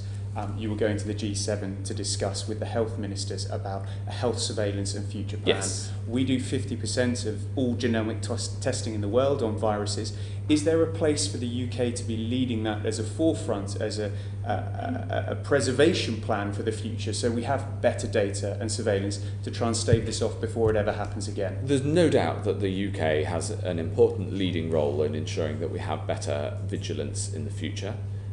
This vigilance needs to be not just on human health, but on animal health and the zoonotic links between the two, and on environmental causes of pandemics, or the conditions that lead to pandemics. I think that the G7 is an incredibly important moment for our like-minded allies to come together on this view. That's what we were talking about in Oxford last week, and the Leaders Summit will address this as well. But it is also critical that this is global, and so World Health Organization reform is vital to make sure that we get the transparency that we needed at the start of this pandemic on things like asymptomatic transmission. Secretary of State, we've been going for 3 hours, and I know that you're hoping it won't be another 7-hour session. So I wonder if I could possibly ask you, because we've got some colleagues who want to come in, just to be fairly brief in your answers. That would be great. Sarah Owen. Thank you, Chair. Secretary of State, I've got some questions, about 5 questions on PPE, and I hope to get through all of them. Sure. So, and as you've heard, time is of the essence. But I want to take you back about 3 hours when you said, and you told the committee, there was never a national shortage of PPE because of the action we took. Yes. How can you say that when we saw with our own eyes nurses in bin bags instead of proper PPE? Well, I can make that assessment because the National Audit Office came and looked at all of the details here. And look, PPE was a huge challenge. We had a stockpile, and we released the stockpile in January. We started buying in February. From the middle of February, the British embassy in Beijing stood up a team to buy PPE. But it was difficult because global demand shot up, and we all saw that. But when the National Audit Office looked at this in the autumn, they found, and I quote, "The NHS provider organisations we spoke to told us that, while they were concerned about the low stocks of PPE, they were always able to get what they needed in time." Now, I have acknowledged throughout that there were individual challenges in getting a hold of PPE, but at a national level, there was never a point at which we ran out. Okay, that leads me on to my second question. Over 850 healthcare workers have died during this pandemic in the UK at a rate of 79 per 100,000 compared to a national average of 35.9 per 100,000. Around double the death rate for healthcare workers compared to the general population. If they were, as you say, properly protected and had proper PPE, can you explain that huge discrepancy? Well, yes, sadly, there's so many health and social care workers have died in this pandemic. And that's because they're often at the front line. And of course, the PPE was important, but I have enormous admiration for and pride in those in the team who put themselves in danger on COVID wards when they knew that the people that they were looking after had COVID, and no PPE is perfect, and they many sadly lost their lives. Yes, and no PPE is perfect, but a bin bag is certainly less perfect than PPE. I'm going to move on to the kind of procurement process around PPE because you've touched on that. On the 31st of March last year at the Health and Social Care Select Committee, I asked how PPE was being prioritised and where social care was in that list. I didn't get an answer. Was it Michael Gove, yourself, Rishi Sunak or the Prime Minister that was responsible for prioritising the PPE and what went where? Because Mr Cummings came here and painted a picture of absolute chaos. Well, I'm not sure how involved... it was a government decision. You can, no doubt in the inquiry, we can look into exactly who was involved in the decision making, but I take responsibility for the provision of PPE to the health and social care family. And what I can tell you is that at the start of the pandemic, the NHS supply chain provided PPE to around 250 NHS organisations.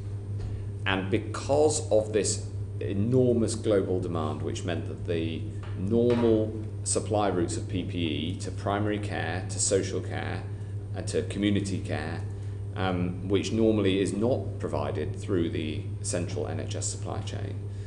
Because that system effectively couldn't get hold of enough PPE, and it took the strength of government with our Beijing embassy, for instance, to be able to buy it, we expanded the supply route from 250 organisations to around 65,000 organisations, including, for instance, GP surgeries and care homes.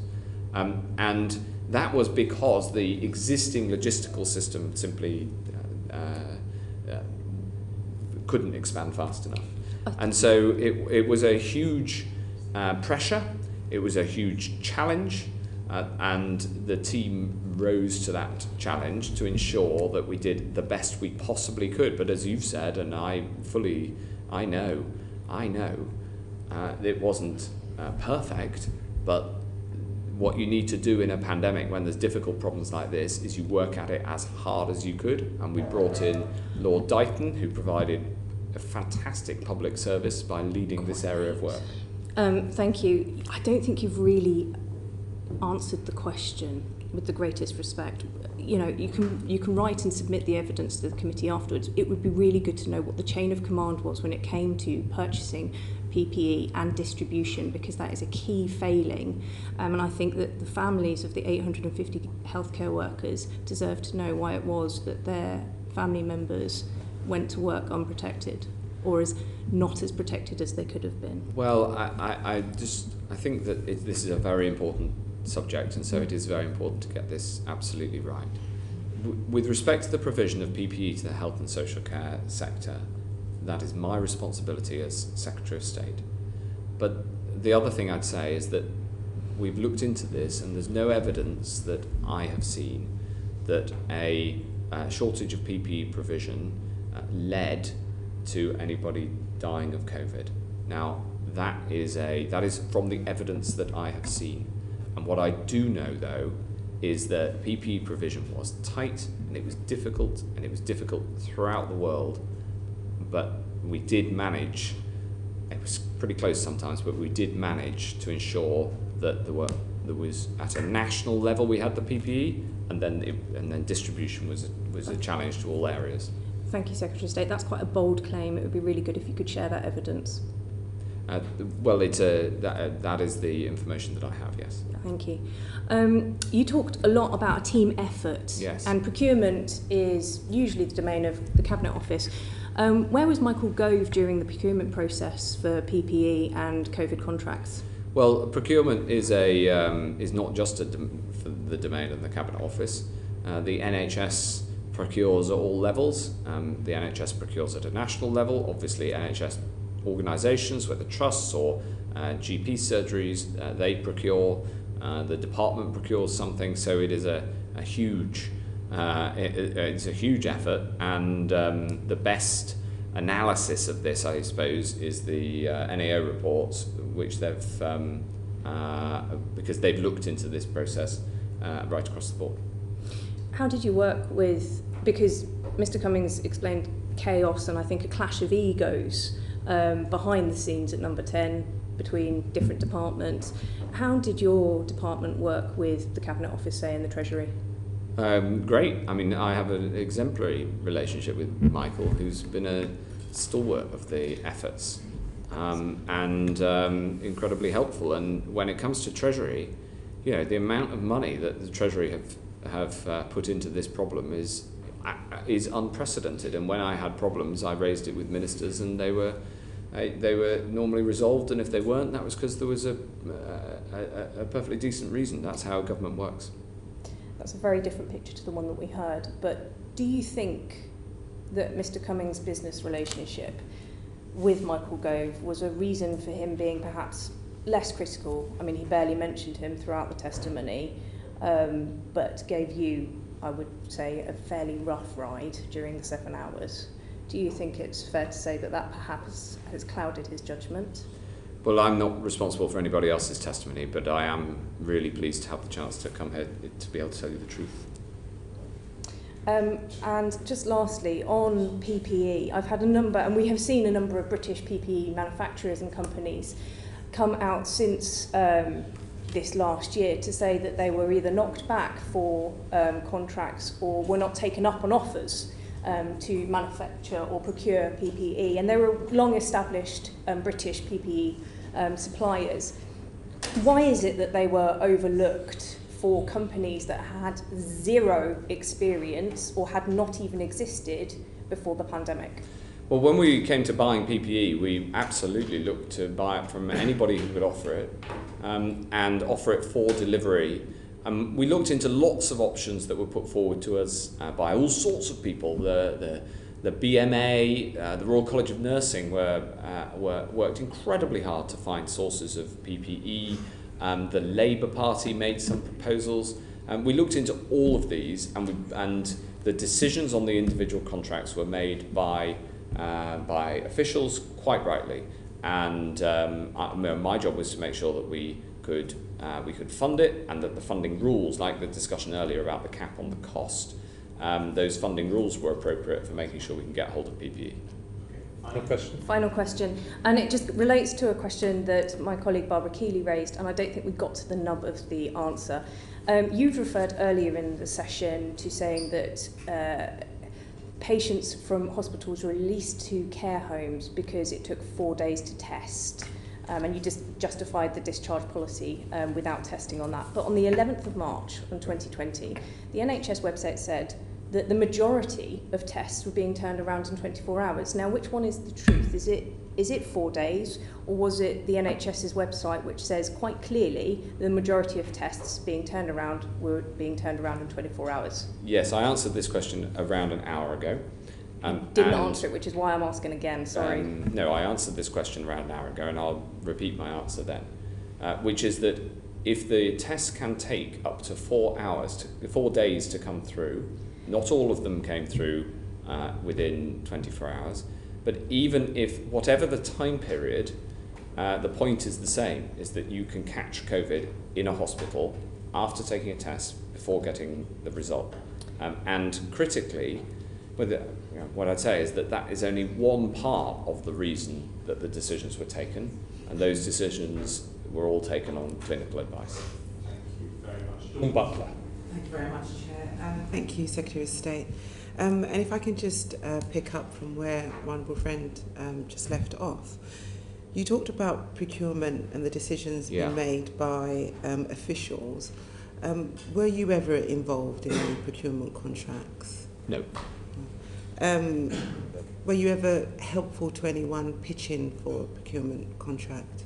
Oh, when people came forward with potential leads, I would feed those into officials, absolutely. And in fact, for instance, there was a moment, I can't remember the exact date, but there was a moment when Rachel Reeves wrote to Michael Gove, but it didn't, no matter, and with a list of potential leads, and we took those forward in the same way. This was a cross-party effort. Everybody was involved. So yes, part of my job was when I saw a lead, I would pass it forward. Did you have any personal access with people, individuals?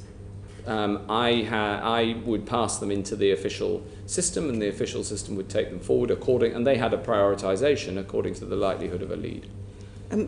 I've got an email here from Samir Jasal, and he says in this email, Matt, you've been most helpful previously. What did Mr. Jasal mean by that? I don't know. You haven't given me any context, so I can't really answer the question. It's an email sent on the 6th of January 2021, and he talks about seeking validation. He talks about help, basically, with procurement contract. Do you know Mr. Jasal? He has emailed me in the past, and I've replied, and I've made sure that his requests were dealt with in the appropriate way. I mean, I think it's really important if we're going to learn the lessons to know, if people who have special access, he's calling you Matt, if people have very special access to Secretary of State's, how that works in the supply chain and how that works in terms of public procurement.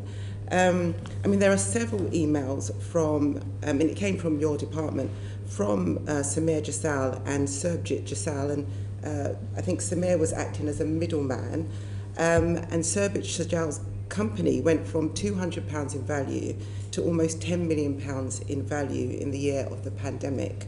Were you aware of that? No, but when people brought forward proposals for PPE, to be able to supply PPE, I passed them on to the team who took them forward, and decisions on individual contracts were made by officials. And I think anybody... So you'd always pass them on, you wouldn't have a private conversation or email exchange with, say, Mr. Jasal? Well, it depended on the circumstances, but I would pass on an offer, and then the team would look into it. That's how this worked. And if you think about it, obviously I would, because if I did the opposite and ignored likely offers of PPE, then I'd rightly be criticised. I completely agree. I just wondered why you would have time to give special attention to an individual person. Can I just move on? How do you feel? I don't know whether I have. How do you feel about the government's counter-fraud function proclaiming that there was a high risk of fraud in procurement of PPE? Well, we were buying PPE as a government in order to protect lives, and we were doing it at a time of extraordinary global demand. And I just want to put on the record, if I may, Chair, my thanks and admiration to the team who made sure we never had a national shortage of PPE. Yeah. Because they come under... I'll finish, thank you. They come under pressure, and in my view, some unreasonable... This is the lessons learned. Yes, that's right. Lesson learned committee. That's I mean, right. you can do all your thanks at the end, Secretary of State. I mean, I too... The lesson I learned... Secretary of State, the lesson I learned is that... I understand, because it's just... Everyone's got a limited time, so if we could possibly let Dawn Butler continue her questions. Dr. Evans mentioned earlier about your attitude to risk. Do you know what the risks were in regards to the procurement of PPE? Yes, I knew the risk was if we didn't buy enough, people wouldn't have enough PPE. Okay. And thankfully, because my team did such an excellent job, we never had a national shortage of PPE. Your department's one of the few departments that hasn't estimated the risk of fraud and what that looks like in its department. Why is that? We have a very significant counter-fraud agency in the NHS that does a huge amount of work to make sure that we tackle fraud and the problems that come from it. Why haven't your department given the evidence to what that fraud might look like in the Department of Health? Other departments have said this is what fraud might look like in our department. This is, you know, our attitude to risk. Your department hasn't done that. Why? I'm not aware that that's right. I'm very happy to write to you with details of that. Okay, so we need details of what the risk looks like in the Department of Health and what fraud would look like in the Department of Health. Yes, and I'll set that out in the context of the fact that there was a global scramble for PPE and the department desperately needed to get hold of the PPE and succeeded in doing so. I understand that, but it is public money, and so we do have to account for risk of fraud in that regard. I mean, there's lots of paper trail to this. I mean, most people can find it. I mean, you are aware of the Good Law project, obviously. The government's just lost a case this week. This case cost £600,000 to defend. And so the government spent £600,000 defending an unlawful conduct of the contract, more than what the contract was worth. Do you think that's sort of value for money? Well, that wasn't in my department, so it wasn't a judgment that I made or know any of the details of. What I would say is that the judgments that we made at the time were based on what we needed to do to deliver at pace in very difficult circumstances. Thank you. And you know, the team really drove that through because they had to. Thank you. Actually, a lot of the emails are on the Good Law Project's website and Twitter address. Just so I put it on record so your department can look it up. Can I quickly just touch on you spoke earlier about people being very enthusiastic to give their data. I think you're over-exaggerating how enthusiastic people are about just giving carte blanche access to their data. Are you aware that Palantir and faculty have links to the discredited Cambridge Analytica? I'm not. I don't think I'm aware of that. No. Okay. I think it's really vital that you should be aware of that. I mean, it's, you know, Palantir reportedly taught Cambridge Analytica how to scrape data. That means that you're putting at risk everybody's data in the country and giving it to organisations such as Palantir. No, I think it's really important that you get to grips with that. And I will give you this little book of data and democracy and some information for you to help inform you, Secretary of State. Just a couple of quick yes or no responses. Do you have any other agreements with companies that will help supply data that will help analyse voting intentions? I have no idea what you're asking about. I'm asking about, in our previous session, when you came in front of the committee, I asked you about unsolicited questionnaires that were being sent to people, asking them how they intended to vote in the next election. You said you didn't know anything about that. Now we know more about Palantir's and faculty's involvement in the NHS. It seems like this is all could be used as part of a way to get data about how people are going to vote and to encourage people to vote a certain way.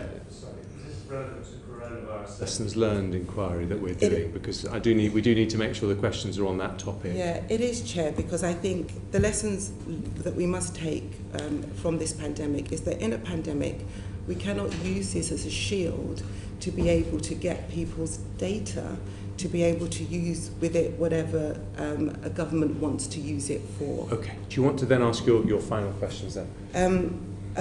Secretary of State, are you 100% sure that Palantir, faculty, Cambridge Analytica or any other offshoot companies are not supplying public data, voting intentions, anything like that to the Conservative Party? Well, what I'd say is that this has absolutely nothing to do with it. And where your accusations are unfounded and wrong, is when you said that the companies involved in improving the way that we use data in government, and have made huge positive strides in doing this in the last year and a half, that those companies, the words you used were have carte blanche, and that is not true, because all of this work is done within strict, careful protocols to make sure that we can use data to save lives. That's what I was doing, and I know that there are various theories in this space, but you've asked me the question, and I'll answer it. This is not a theory, Secretary of State. There are various theories in this. What matters is, can you use data better to save lives, ensuring that it is properly and appropriately protected, and that's what we do. Secretary of State, 100%. Last question, if we may. Secretary, 100% you can use data to save lives. Of course you can. You can also use data to manipulate people and manipulate lives, and that is not where we want to go as a country or as a government. So this isn't about theories. These are about factuals. These are about how you use data. My last question, Secretary of State, have you visited the COVID Memorial Wall? Not yet, but I very much hope to. Thank you. Thank you. Dean Russell. Thank you, Chair, and thank you, Secretary of State, for attending today. My question builds on data and the importance and the role of technology over the course of the pandemic. It seems to me that we quite rightly are talking about positive aspects of the vaccines and of testing, but actually data seems to have been at the very heart of much of the work we've done. And I wondered if you could explain what lessons we've learned over the course of the past year or so in terms of the growth of how we've used data and how we've collected data to save people's lives. Well, we have used data, I think, better in the health and care system over the last year than ever before. And we've proven the point that you need high quality, rigorous use of data and data architecture that protects privacy to make sure that people can be reassured that some of the conspiracy theories are just that, whilst making sure that you can improve care. And really the proof point of this argument is the success of the vaccination programme.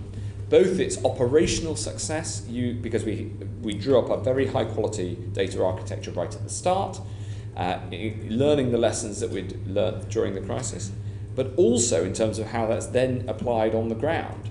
We use data to be able to target groups who need an offer of a vaccine brought closer to home, for instance, to make sure that they get the opportunity to have a vaccine and the opportunity to consent to do that. So that's just one example of how this has improved, but there's so far to go for the NHS to really get the value out of the data that it holds. And can I ask, actually, outside of a pandemic, obviously moving forward, we've got a real rich sense of data, and I think that the country's got used to dashboards now in a way that perhaps a year and a half they wouldn't have even considered. Yep. You know, from the daily briefings and from what the public can interrogate. Yeah. How do you see that playing out moving forward outside of the pandemic? Do you think that sort of information will continue to be available? Well, I think there's huge strides forward that we've made that we've got to keep pushing on. So, for instance, using data for research purposes so that we can get new treatments and find them and get them fast to people.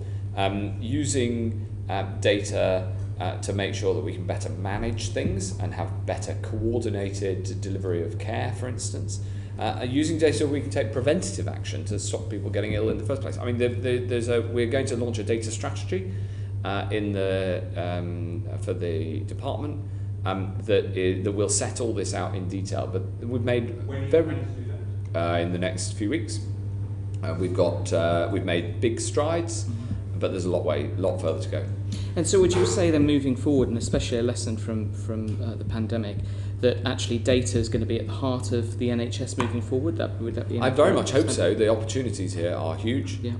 There are opportunities to save lives, opportunities to improve care, opportunities for the UK to be at the forefront of, of research. Just one small example before we move on. The recovery trial, based out of Oxford University, led to the discovery that dexamethasone could save lives from COVID. Over 1 million people are alive today who would have died, that's the latest estimate, because of that discovery based on high quality NHS data in the recovery clinical trial. I think that is a really good example of the sort of thing we can do if we get this right. And from a personal perspective, in terms of one's own health data, so many people now wear Apple Watches, they track everything with their apps and their phones and so on. It seems to me that in the 20th and 19th century, people donated organs. There's an opportunity moving forward to save other people's lives. There's an opportunity to save more lives by donating data effectively, anonymously and securely. Yes. Do you see that as being part of that ability to potentially find cures for cancer? Yes, of course. I think that my view is that every citizen should allow their data to be used, as you say, anonymously and carefully for research purposes. I think, and we've seen that happen during COVID, and huge numbers of people came forward and signed up for that approach. And I think it's something we can learn. In fact, what I'd say is that the public as a whole in the UK, everybody across the UK has got far more used to dealing with data and their health data in particular. The final thing I'll say on this, because I know you want to move on, Chair, is that the data on your personal health, your health record, in my view, that belongs emphatically to you. It doesn't belong to your GP, it doesn't belong to the NHS, that is your data. And people should be able to care for you based on that data, and if you want it to be used for research purposes, that's your decision. May I ask one very small question, if I may? It just relates to when we look at organisations like Apple that are excellent at collecting data and have the tools and facilities to do that.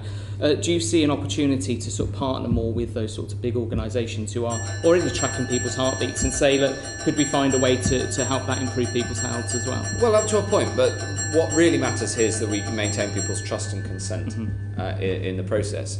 Personally, I'd be very happy to do that. But we need to bring people with us on this one. Thank you. Thank you. I think you may find that the predecessor health secretary have the same view about who owns your personal data. Aaron Bell. Thank you, Chair. Thank you, Secretary of State. I've got the topic of vaccines, and I will try and be as quick as I can, but I fear we may not. We may not get it all done today. So, on behalf of the Chair of the Science and Tech Committee, perhaps you might come and speak to us at further length about vaccines in the future. Obviously they've been the triumph of the whole thing. It's, the development, the procurement, the deployment has been world class. Doesn't mean there aren't lessons we can learn. It's also been a personal triumph for you. I wanted to ask you about a quote from last October, October the 17th, by Katie Balls. Matt Hancock is the only person here who thinks there's actually going to be a vaccine, said a Whitehall source. Quotes, it's a running joke with other departments. Is that an accurate reflection of your position in government with the vaccine, and who do you think that quote may have come from? Well, I have no idea who said that. Others may speculate, and it was a view that was held amongst some, but the whole health family was absolutely determined to get a vaccine over the line. We first talked about it in January. And the advice was it would take, I said at the start, it'd take a year to 18 months if everything went well. And I set the team the target of getting one within a year, and we delivered on that. And I'm incredibly proud of the team who pulled it off. Thank you. Dominic Cummings told us that the vaccines were actually taken out of your department to ensure that it was done successfully with the vaccine task force. Do you think that was the right move? Well, there was a big team effort on the vaccines, and Alok Sharma played a vital role in this because the industrial side and the science budget are in Bayes. The deployment, of course, is on my side of the fence. Ahead of the deployment, we just worked together as a team. There were some people who weren't very involved in vaccines and never believed that they'd happen.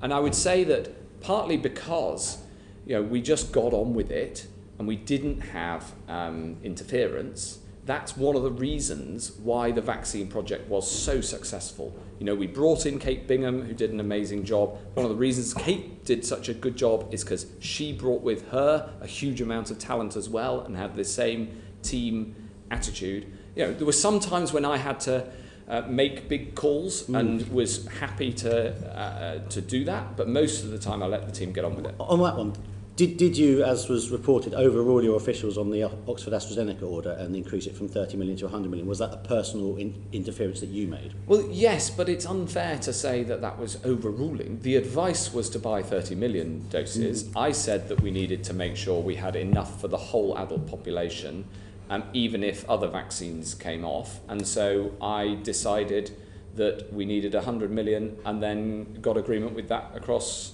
Whitehall. There were other areas, for instance, Oxford University, who of course have done this brilliantly, were initially lined up with a different vaccine company, but I was determined that we would have UK manufacture with a UK provider, and critically make sure that we had an exclusive contract to those critical early doses.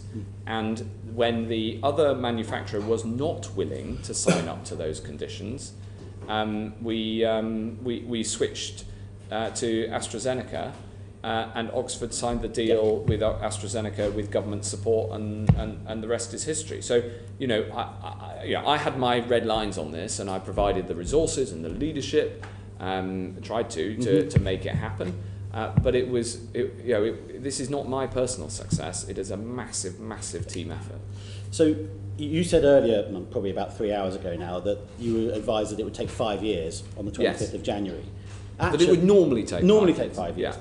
At that point, actually, Moderna had already designed their vaccine. The genome of the Covid-19 was identified on the 11th of January. They had their vaccine designed on the 13th. I think it was the first trial dose anywhere was on March the 16th. Could we have done things even quicker? And I accept it's been breakneck, but could we have done things even quicker? What lessons do you learn from that? What lessons should the scientific community learn from that?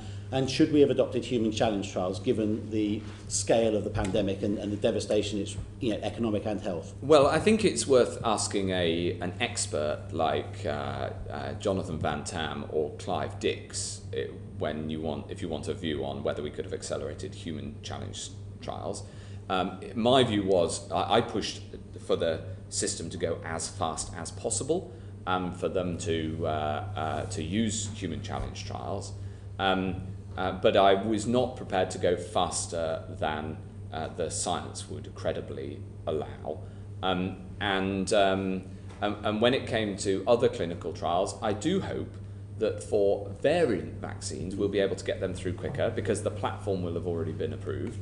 And the agreement that we made in Oxford last week at a G7 level will undoubtedly speed up future vaccine production. And the reason for that is that at the moment, in each country, clinical trials are essentially separate because the design of the data standards can be different in different countries, and therefore you can't always amalgamate the data and therefore get the extra power that you need to get a clinically validated result as soon as you could if the data standards were the same and therefore the data was interoperable. This may sound technical, but the consequence of that clinical trials charter that we aim to implement rapidly will be that we'll be able to get both vaccines and treatments faster and with a more diverse range of clinical trial treatments. It's that sort of granular hard work improvement that we need to be doing to make sure we're better prepared in future and can do these things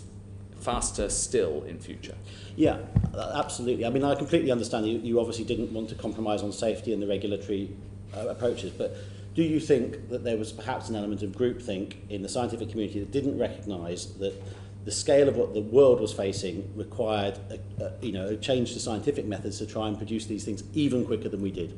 No. What I'd say is that the MHRA under Dr. June Rain did an extraordinary job of removing anything that was on the critical path whilst maintaining safety standards.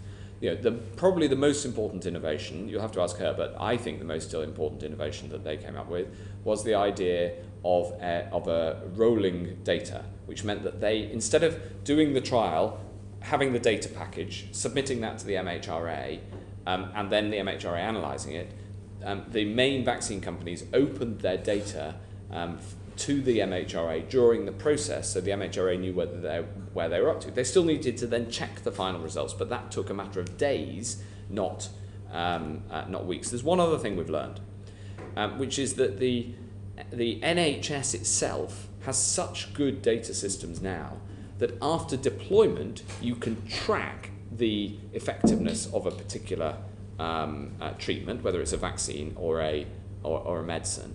And therefore, effectively, deployment in the NHS is itself a very large clinical trial. And that raises a longer term question of whether the Helsinki Declaration that currently is the guiding international treaty on, no, it's not a treaty, the guiding international principle on clinical trials could be improved to take into account the fact that now in later stage you're actually watching what happens. But that has to be done carefully, it has to be done rigorously, it has to be done with scientific backing of the experts. You can't just wave a magic wand and say this could have gone a whole lot faster, because you have to make sure you have the clinical confidence in safety and efficacy, otherwise things wouldn't work. And the proof point of that is that we managed to get the vaccine at record times, but we still have uptake in 96, 97%. We have the highest enthusiasm for vaccines in the world because we took the approach that we did. And we didn't either just remove steps that were required for safety, and we didn't stop clinical trials early as they did in some other countries. On hydroxychloroquine, you might remember, yes, some quite influential figures decided early that it was obviously right and declared victory on it. But when the recovery trial saw it through to the end, when you got a clinically validated, statistically accurate answer, it found no benefit of hydroxychloroquine. You have to follow the science on this, and this is one of the areas where Britain absolutely nailed it, and political intervention to undermine that science would have been wrong. So I was willing to drive and intervene where it was appropriate, but I absolutely would not undermine the science in this area, and that's one of the reasons that it worked so well. Okay, if I can just finish, this is lessons learned obviously for the UK, but I think there are lessons for the global scientific community. We've already talked earlier about some of the things that SAGE got wrong, that we got wrong internationally, that the WHO got wrong, that you were referring to the asymptomatic transmission. Do you think they got it wrong on the origins of the coronavirus? We've now seen this lab leak hypothesis is gaining a lot of credibility around the world with intelligence agencies and scientists. Do you think that the WHO let us down on that at the start of the pandemic? Well, I don't know, and nobody knows. I know the clinical advice, and that is public, but I think it is vital that we have a fully independent investigation in China into finding out all we can about this, and that is allowed to happen unencumbered. And part of the reforms that we need to the way that the worldwide systems operate is to make sure that we can properly find answers to these questions, because at the moment it is impossible to know. It will be hard to get into China. It will be hard to get into China, but do you feel let down by the way the British scientific establishment backed up the original position of the WHO without any real evidence for doing that? No, I don't. I think that we do need to get to the bottom of this. But of course, for the day-to-day management of a pandemic, the origin is only a secondary consequence. What matters is the problem that you've got in front of you. Now, for learning the lessons and avoiding future pandemics, these things are very important. Thank you. Thank you. Karen Monaghan. Thank you, Chair. Secretary of State, thanks very much for spending so much time with the committee today. I think all of us appreciate that. We know that in March things were obviously frantic, and you've said this morning that you'd limited info and you're working at great pace. By September we should have had a clearer idea of what we were dealing with, so I'd like to just ask some questions about that. In September, the Prime Minister rejected SAGE's advice for a short circuit breaker lockdown. Dominic Cummings told us 2 weeks ago that the Prime Minister took that decision without consulting Cabinet and without any formal advice against a lockdown. What's your recollection of the decision process? Well, the challenge of having a 2-week so-called circuit breaker is the question of what you do at the end of the 2 weeks. So in Wales, they did try a 2-week lockdown, and at the end of the 2 weeks, the cases started to go up again. The scientific theoretical argument for a 2-week circuit break is that if everybody on the planet didn't see a single other person on the planet for 2 weeks, then the disease would not be able to pass on. But unfortunately, in real life, that obviously can't happen. So the practical question in this period was what action to take to slow the spread of the pandemic. And we turned to the tiers system and then to a national lockdown in November. And of course, during this whole time, we had the growing problem that we only fully knew about in early December of the new variant that made life so much more difficult. But did the Prime Minister discuss this circuit breaker that Sage was advising with the Cabinet? Well, I certainly discussed it with him. I can't recall whether it was specifically discussed at Cabinet, but I know that I discussed it with him. And did anyone challenge the Prime Minister's decision? Well, we had an ongoing debate over that period as to what the appropriate action was, given that there were rising cases, especially in some parts of the country, but it was very regional, whereas the first peak had been uniformly national, and then we took the action that we did towards the end of October. Okay, Mr Cummings also claimed that in September the Prime Minister had said, we shouldn't have done the first lockdown and I'm not going to make the same mistake again. Is this true? I've certainly never heard the Prime Minister say anything like that. Okay, so, I mean, if this isn't true, why was there not more discussion about the circuit breaker lockdown? I'm sorry, that's a non sequitur. But why was there, when Sage was giving clear advice for a circuit breaker lockdown, why was the decision taken? You've said, what do we do after the circuit breaker? And we all understand what a circuit breaker is. But why was there not more discussion about a lockdown, the requirement for a lockdown in September? There was a constant discussion about how to respond to the rising case numbers. You know, I said in public at the end of August that we could see a second wave coming. And from that time onwards, we had a debate in government about these incredibly difficult balances, and we took action in the local areas where it was needed. You've previously told our committee that a circuit breaker lockdown you felt was disproportionate, but it's also been reported that you yourself argued for that very circuit breaker. What is the truth of this? And if you're arguing for the circuit breaker lockdown, why did the Prime Minister reject your advice? He didn't, and also that it misrepresents the way that governments make decisions of this magnitude. We have discussions of the pros and cons. Now, of course, as the Health Secretary, I am inclined to take the cautious view. That's my job. And my job was to protect lives and to get us out of this. That has been my central mission for the last 18 months since the 1st of January when I first heard about this virus, and certainly since it became clear that it was coming here a month or so later. And so of course I'm going to make the cautious arguments. Others make arguments for the absolutely serious, real and immediate costs of lockdown, as it was discussed.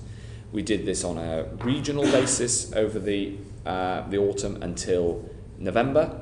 We then had the national England-wide November lockdown, and then we had a regional approach over December until the January the 4th lockdown. And all that while, the situation got more difficult to manage because of the rising number of proportion of the Alpha variant, as colleagues from Kent, I'm sure, are delighted that it is now called. Okay, one of the points that Mr Cummings made repeatedly to our committee a fortnight ago was that decisions were taken by the Prime Minister himself, and he would ignore other people's opinions or advice on this. Is that the case? Is that your experience? No, I discussed all these issues with the Prime Minister throughout. Yeah, I speak to the Prime Minister almost every day, usually several times a day, and have done since I first alerted him to this problem on the 7th of January. You know, it's an incredibly intense period for any government, and remains so, because these judgments and the consequences of the judgments that we make affect everybody in the country. So this is and the way that decisions are made is through discussion. course, people have a tendency, one side of the argument or the other at times. Actually, at the moment, everybody is very aligned, and the data is still not yet clear ahead of the 21st of June decision. But but the way that decisions are made is that they make their argument, and then the Prime Minister makes the decision, and then you fall in line behind that decision, because that's what collective agreement is all about. And ministers go out and explain it, and advisors advise. So what we are trying to establish is whether the picture that was painted by Mr Cummings is a true reflection of what was taking place, whether it was a one-person decision, whether Cabinet were involved, what advice was being taken on board. This is really what I'm trying to get to. Yes, and what I'd say is that I spoke directly to the Prime Minister throughout this period, and he took advice from a huge range of people, as he should and as he does. Okay, the point of learning lessons is to identify where things have gone wrong, identify mistakes and address these for future. Hopefully we won't have another global pandemic, but even for future dealings with COVID. What would you do differently? And where to start? There's so much that we've learned. Okay, the best place to start is probably the things we do differently now to at the start. Right? We have different policies on protecting care homes. We have different policies on the border. We've learned a huge amount all the way through. So a lessons learned exercise is not. I'm sorry. When we see 3 weeks for the border from India to be closed, but you don't. Well, you don't. You don't. We acted when we saw the data. And the data showed from Public Health England shows that the Indian cases positivity from India was 3 times greater than the positivity from Bangladesh, but that data was not acted upon for 3 weeks. But we didn't have that data because there is a long lag from the cases, the date on which the case occurs, to the date when the sequencing result comes back. So you have to act on the data that you have. I keep repeating this whenever I'm accused of by somebody with the benefit of hindsight that I should have acted sooner, and I've tried to stress it during this whole. I think many people were asking to act sooner in the early days of April, and that didn't happen. But well, the different governments across the United Kingdom, including the SNP government, acted at the same time in these things, because we were acting based on the same scientific advice. No, that's not true. The SNP government closed the borders. We're going to conclude. You were referring to the period of March and April last year, and we all had the same. No, scientific advice. I'm talking about April of this year. Do you want to come back on that, or should we move on? Well, the government in Scotland took a different approach, and international travel is essentially, the rules around international travel are essentially a decision for the UK government, but I'm not particularly. I'm going to have to move on to the next question, and you've been very generous with your time. We've just got 2 more people. You can see them on the screen in front of you, and then we will be through. So, Paul Bristow. Thank you, Chair. Secretary of State, just to probe slightly further on those decisions made in September, what Mr Cummings told us very directly was that by September, it was the economic arguments against lockdown that outweighed everything else. Is that correct? It isn't correct, because what you have to do when you're making a decision as a minister or as the Prime Minister is weigh all of the factors. You have to weigh the economic factors. They are real. People's livelihoods are at risk. But you also have to weigh the health factors and the growth of the virus. And so the proper and appropriate way of taking a decision is to listen to all of the voices, and some voices were arguing one way and some arguing the other, and then you have to take a decision based on those judgments. So where did the balance in decision making lie between scientific, medical, economic and social factors? And how did they change over time? Well, ultimately, that balance is a balance that only the Prime Minister can bring together. You know, of course, I will make the arguments that I believe in, and representing being the head of the health department and the health family, if you like, I'm going to make that argument. But ultimately, these judgments come together through the Prime Minister. Okay. Just on a slightly different question. On May the 27th, you said that the new variant, I think we're talking about the Delta variant, may represent as many as 3/4 of new cases. What's the most recent assessment of this? The assessment that I saw from last night is that the Delta variant now comprises 91% of new cases in the UK. 91, okay, all right. Just to return to some of the questions that Barbara asked you, I just want to refer to this, just on a slight point on what we talked about earlier, 2 or 3 hours ago, on DNARs, on the resuscitation notices. You said that no one was denied treatment, and your guidance, actually, or NHS England's guidance on DNARs was very clear.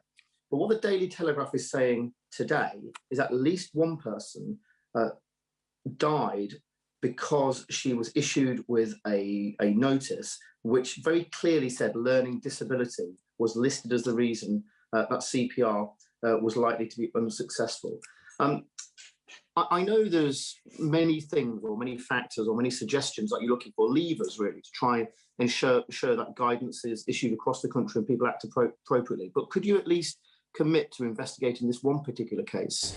Absolutely. Very clearly. And if you or the Daily Telegraph or anybody else has other cases of people disobeying the guidance, then I want to know about it.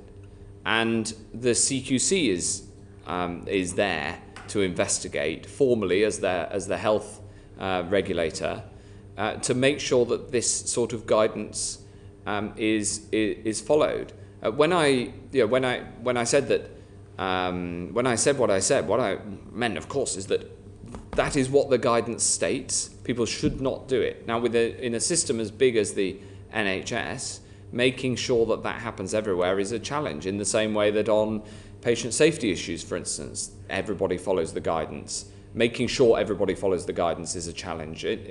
That is always a problem with a very large system.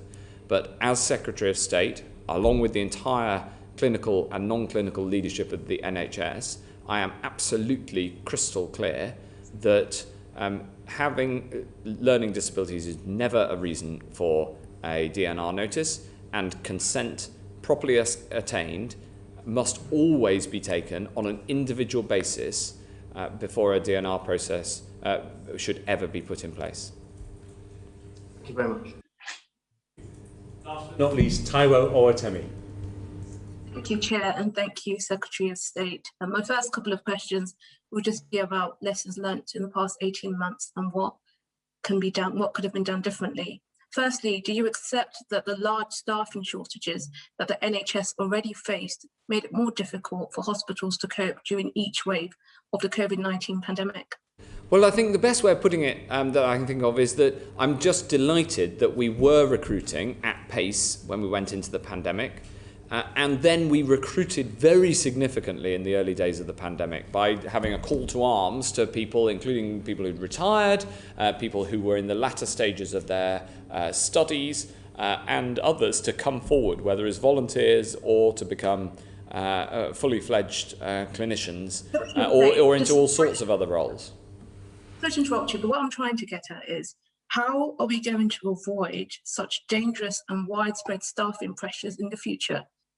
Well, the starting point is that we're going to deliver on our manifesto commitment to have 50,000 more nurses in the NHS. I'm very glad to say we're on track to delivering that manifesto commitment, and I'm looking forward to working with the committee to think about how we can make sure that there is always an assessment of what's needed, not least with the passage of the Health and Care Bill in the forthcoming session. Well, I hope the 50,000 nurses are actually 50,000 nurses who are registered in universities to actually practice nursing rather than something else. Secondly, just moving on to ICU beds, do you think that the comparatively small numbers of ICU beds across the NHS compared to our European neighbours put us at a disadvantage when coping with mass hospitalisation caused by COVID? Well, thankfully, because of the actions that we took and because of an expansion of ICU capacity done in emergency circumstances, we were able always to give treatment, but there is no doubt that one of the lessons is that we needed more ICU capacity, and we have expanded it over the last 18 months. And will that expansion stay in place in many of them? Yes, I mean, earlier I mentioned the Nightingales project, and there's no doubt that the Nightingales project is something that the NHS should be always proud of. You know, do you remember we saw those images of China building a hospital in 2 weeks, and we thought, well, we'll never be able to do that here, and then we built one in 9 days. So the NHS should be very proud of what it did on the Nightingales project, but that, of course, was temporary. We also expanded permanent capacity, both in ICUs and in emergency departments, actually, because infection control rules mean that you can't have as many people in waiting rooms in emergency departments, and so they needed expansion as well. So almost every emergency department, almost every A&E in the country has been expanded in the last 12 months. So yes, some of the expansion is permanent, some of it was temporary. Roughly how much ICU beds are you planning to keep permanently then? That is a great question. I don't know the answer. Can I write to you? Yes, that's fantastic. Thirdly, throughout the pandemic, do you think that critical NHS infrastructure, such as oxygen supplies in hospitals, was ever under sufficient pressures so that patients' lives weren't put at risk and NHS staff safety weren't put at risk? Yes, there were moments when we had a significant shortage in an individual setting. So there were hospitals that got to the limit of the number of patients they could have on oxygen. That wasn't the actual oxygen itself, it was the piping, it was the supply mechanism. But because of the NHS, we were able then to divert patients to other hospitals and in some cases move them to other hospitals. I mean, it's one of the many advantages of having the NHS during a pandemic. And as I said at the start, some of the things that went well were because we had such strong institutions, and in this case we had the NHS, which had record funding and record levels of staff going into this, and thank goodness that we did, because it meant that we were able, with the expansions, to always provide care have that care available for COVID patients. Just following up on that, will your department look very closely into the several near misses in hospitals across the country where critical infrastructure did very nearly collapse under the pressure of the pandemic? And how can we ensure that the critical infrastructure is not at risk of being overwhelmed in the future? Yes, it's a really important question about the resilience of the NHS in the future. Firstly, system working in the NHS so that if a hospital is coming near to being overwhelmed, then it can move patients to a nearby hospital, or sometimes to quite a distant hospital. That is very important. But so too, here again, I come back to the data, is understanding which hospitals have spare capacity. We are so much better at that than we were 18 months ago. And so there is a big operational role for making sure that the NHS can deliver that care as well as possible. Well, just for my last question, and this is the question I'm sure that members of the public have all been asking, and a question that I actually want to know, and my constituents in Coventry North West want to know. Previously, you said that there is nothing in the data to suggest that we are definitely off track to remove restrictions on June the 21st. Is this still your view? And essentially, is June the 21st the end of restrictions? Well, you tempt me, but unfortunately, I'm not going to be able to give any more information about this ahead of the Prime Minister setting out the decision on Monday. As you can imagine, we're looking at this data every single day, but I don't want to give an answer that would give a hint one way or the other, because I think we've still got a couple more days' data to look at, and we'll make the decision very soon. But if I could just also add something to my previous answer. The thing is that having the NHS made the UK better placed in terms of the healthcare provided than many other countries. And I think one of the really important things for any lessons learned exercise is that we must learn about where we need to strengthen and improve. And even in the good areas, we can still strengthen and improve, but we must also recognise and acknowledge those areas like the NHS and like British science where our strengths meant that we had an exemplary response. Thank you. Just moving on to the paper. Just one question. Okay, final one, Taiwo, and then we need to move on. Thank you, Chair. Just moving on to my previous question. Are you at least able to give us your own personal views on the data so far? I'm afraid I'm not, no. I'm going to talk to the Prime Minister and others and listen to what the Chief Medical Officer has to say about it, and then the government will come to a conclusion. Thank you, Taiwo. Secretary of State, you've been very generous with your time. There's one final issue. We've sort of elided the sessions in order to try and get you through this as quickly as possible. There is one final issue I know that NHS staff would want me to cover briefly before you go, and that is about nosocomial infections. The Guardian recently established from FOIs that 8,700 people had died after picking up COVID in hospitals. Now, some of those may have died with COVID rather than because of COVID, but do you accept that many people are likely to have died because they picked up the infection inside hospitals? There's no doubt that there was nosocomial infection. The degree is hard to estimate, because some people go into hospital and have caught COVID in the community and then only become either symptomatic or only have enough COVID to be tested positive for it once they reach hospital. And I hope that isn't too, that doesn't sound like I don't take it seriously. I take it very, very seriously, but the precise numbers are hard to ascertain.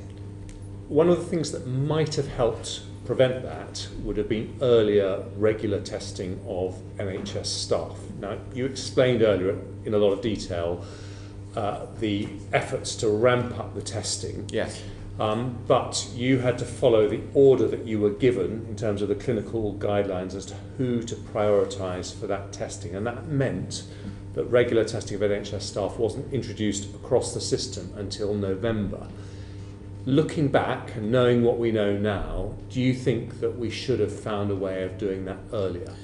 Well, we only could have done that if we'd had the extra testing capacity, and that is the challenge. It was really the validation of lateral flow tests in the autumn that made the big difference there.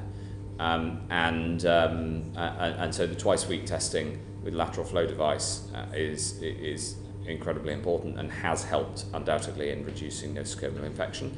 So what I'd say is that for the lesson for the future for me is to make sure you have that testing capacity as a standing capacity ready to go.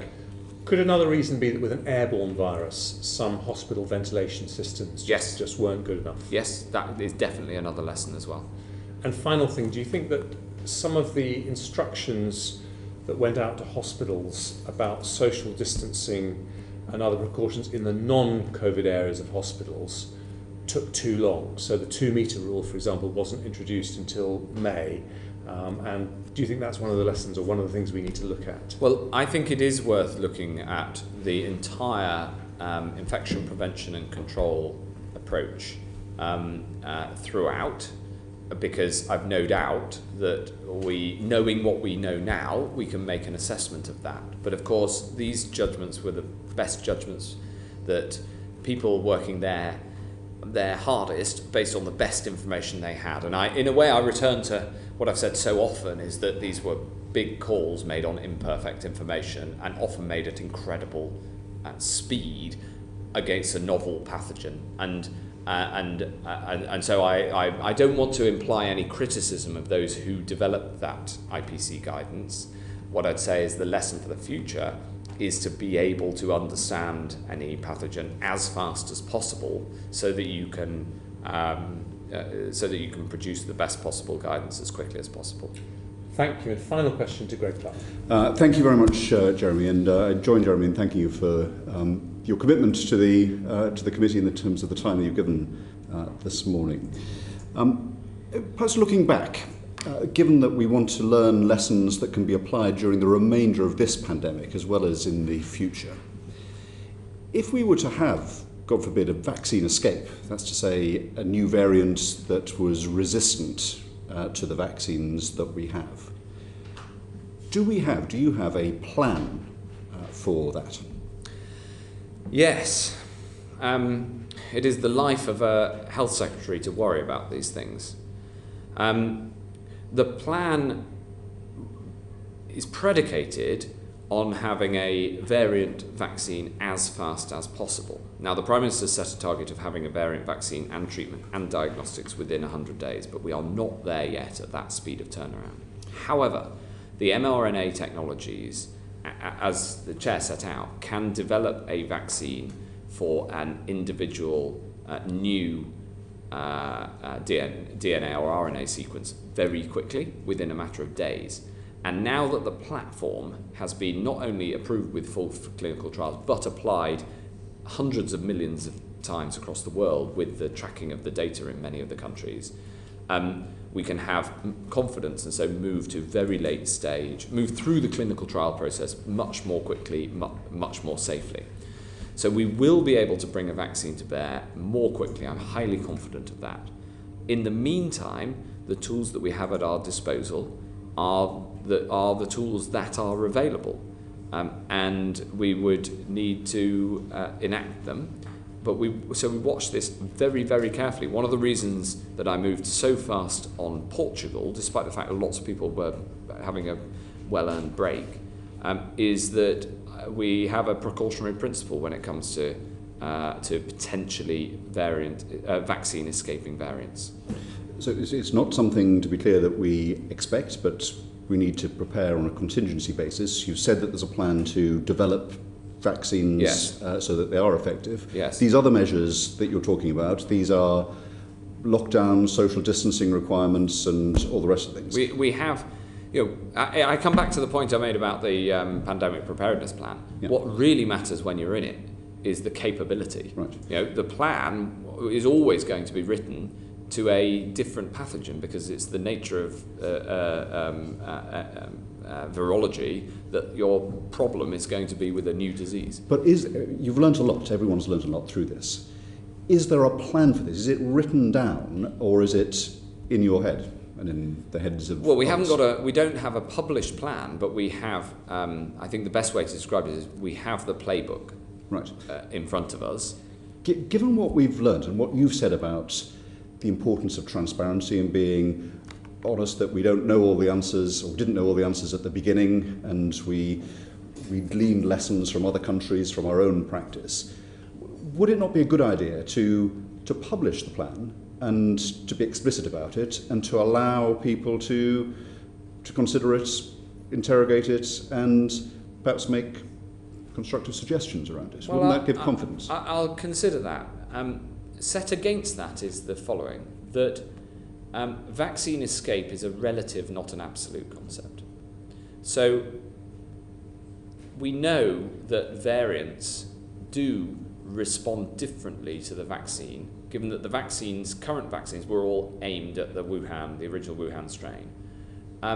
And so we know, for instance, that a single dose of either Astra, Oxford or Pfizer is less effective in terms of reducing transmission on the Delta variant, but we know that a double jab is statistically insignificantly different.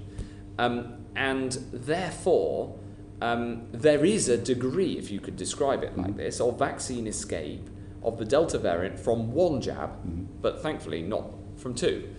So vaccine escape is a relative concept, not an absolute one. So writing a plan for absolute vaccine escape is essentially writing a plan for a new pandemic, because if there was a variant of the virus against which our current vaccines didn't work at all, then that would be essentially a new pandemic. And I think we are better prepared by a long shot for a new pandemic, both in terms of the physical capabilities that we have as a country, of all the things we've been talking about, and frankly, the intellectual framework for dealing with it, that many policymakers in the Far East had experience of and could bring to bear. And so both our policy playbook and the capabilities that we have are better placed. And so I'll consider it, but you can see my initial reaction is to think in the first instance, it depends on the degree of escape. Well, a plan need not be a binary thing that just deals with one factor. In fact, it would be a poor plan that didn't consider a range of scenarios, and to have it in advance might have some advantages. Yeah. Thank you very much. In your response to Taiwo, you wouldn't be drawn, for reasons we understand, on the Delta variant and the implications for unlocking, and there's a decision to be taken over the weekend. For those members, Parliament and members watching these proceedings, they might be interested to know that the Science and Technology Committee will be taking evidence from scientists on this on next Wednesday at 9:30. So we will have an exhaustive, and I hope not exhausting, consideration of that. But thank you for your evidence today. You've made some commitments to follow up in writing with some written evidence. I hope that you at least will be able to do that promptly. Well, of course, and thank you and the whole committees, both of the committees, for giving me the opportunity to set out the facts and the truth. And if you have any further questions, then please do write, and I'll get back to them as soon as possible, because I know you want to publish soon.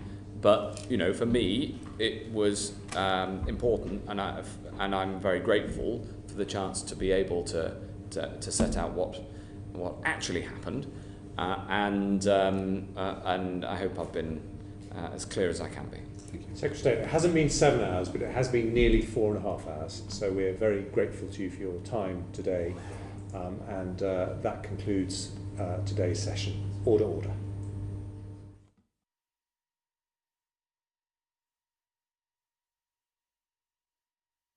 The Wilson Room.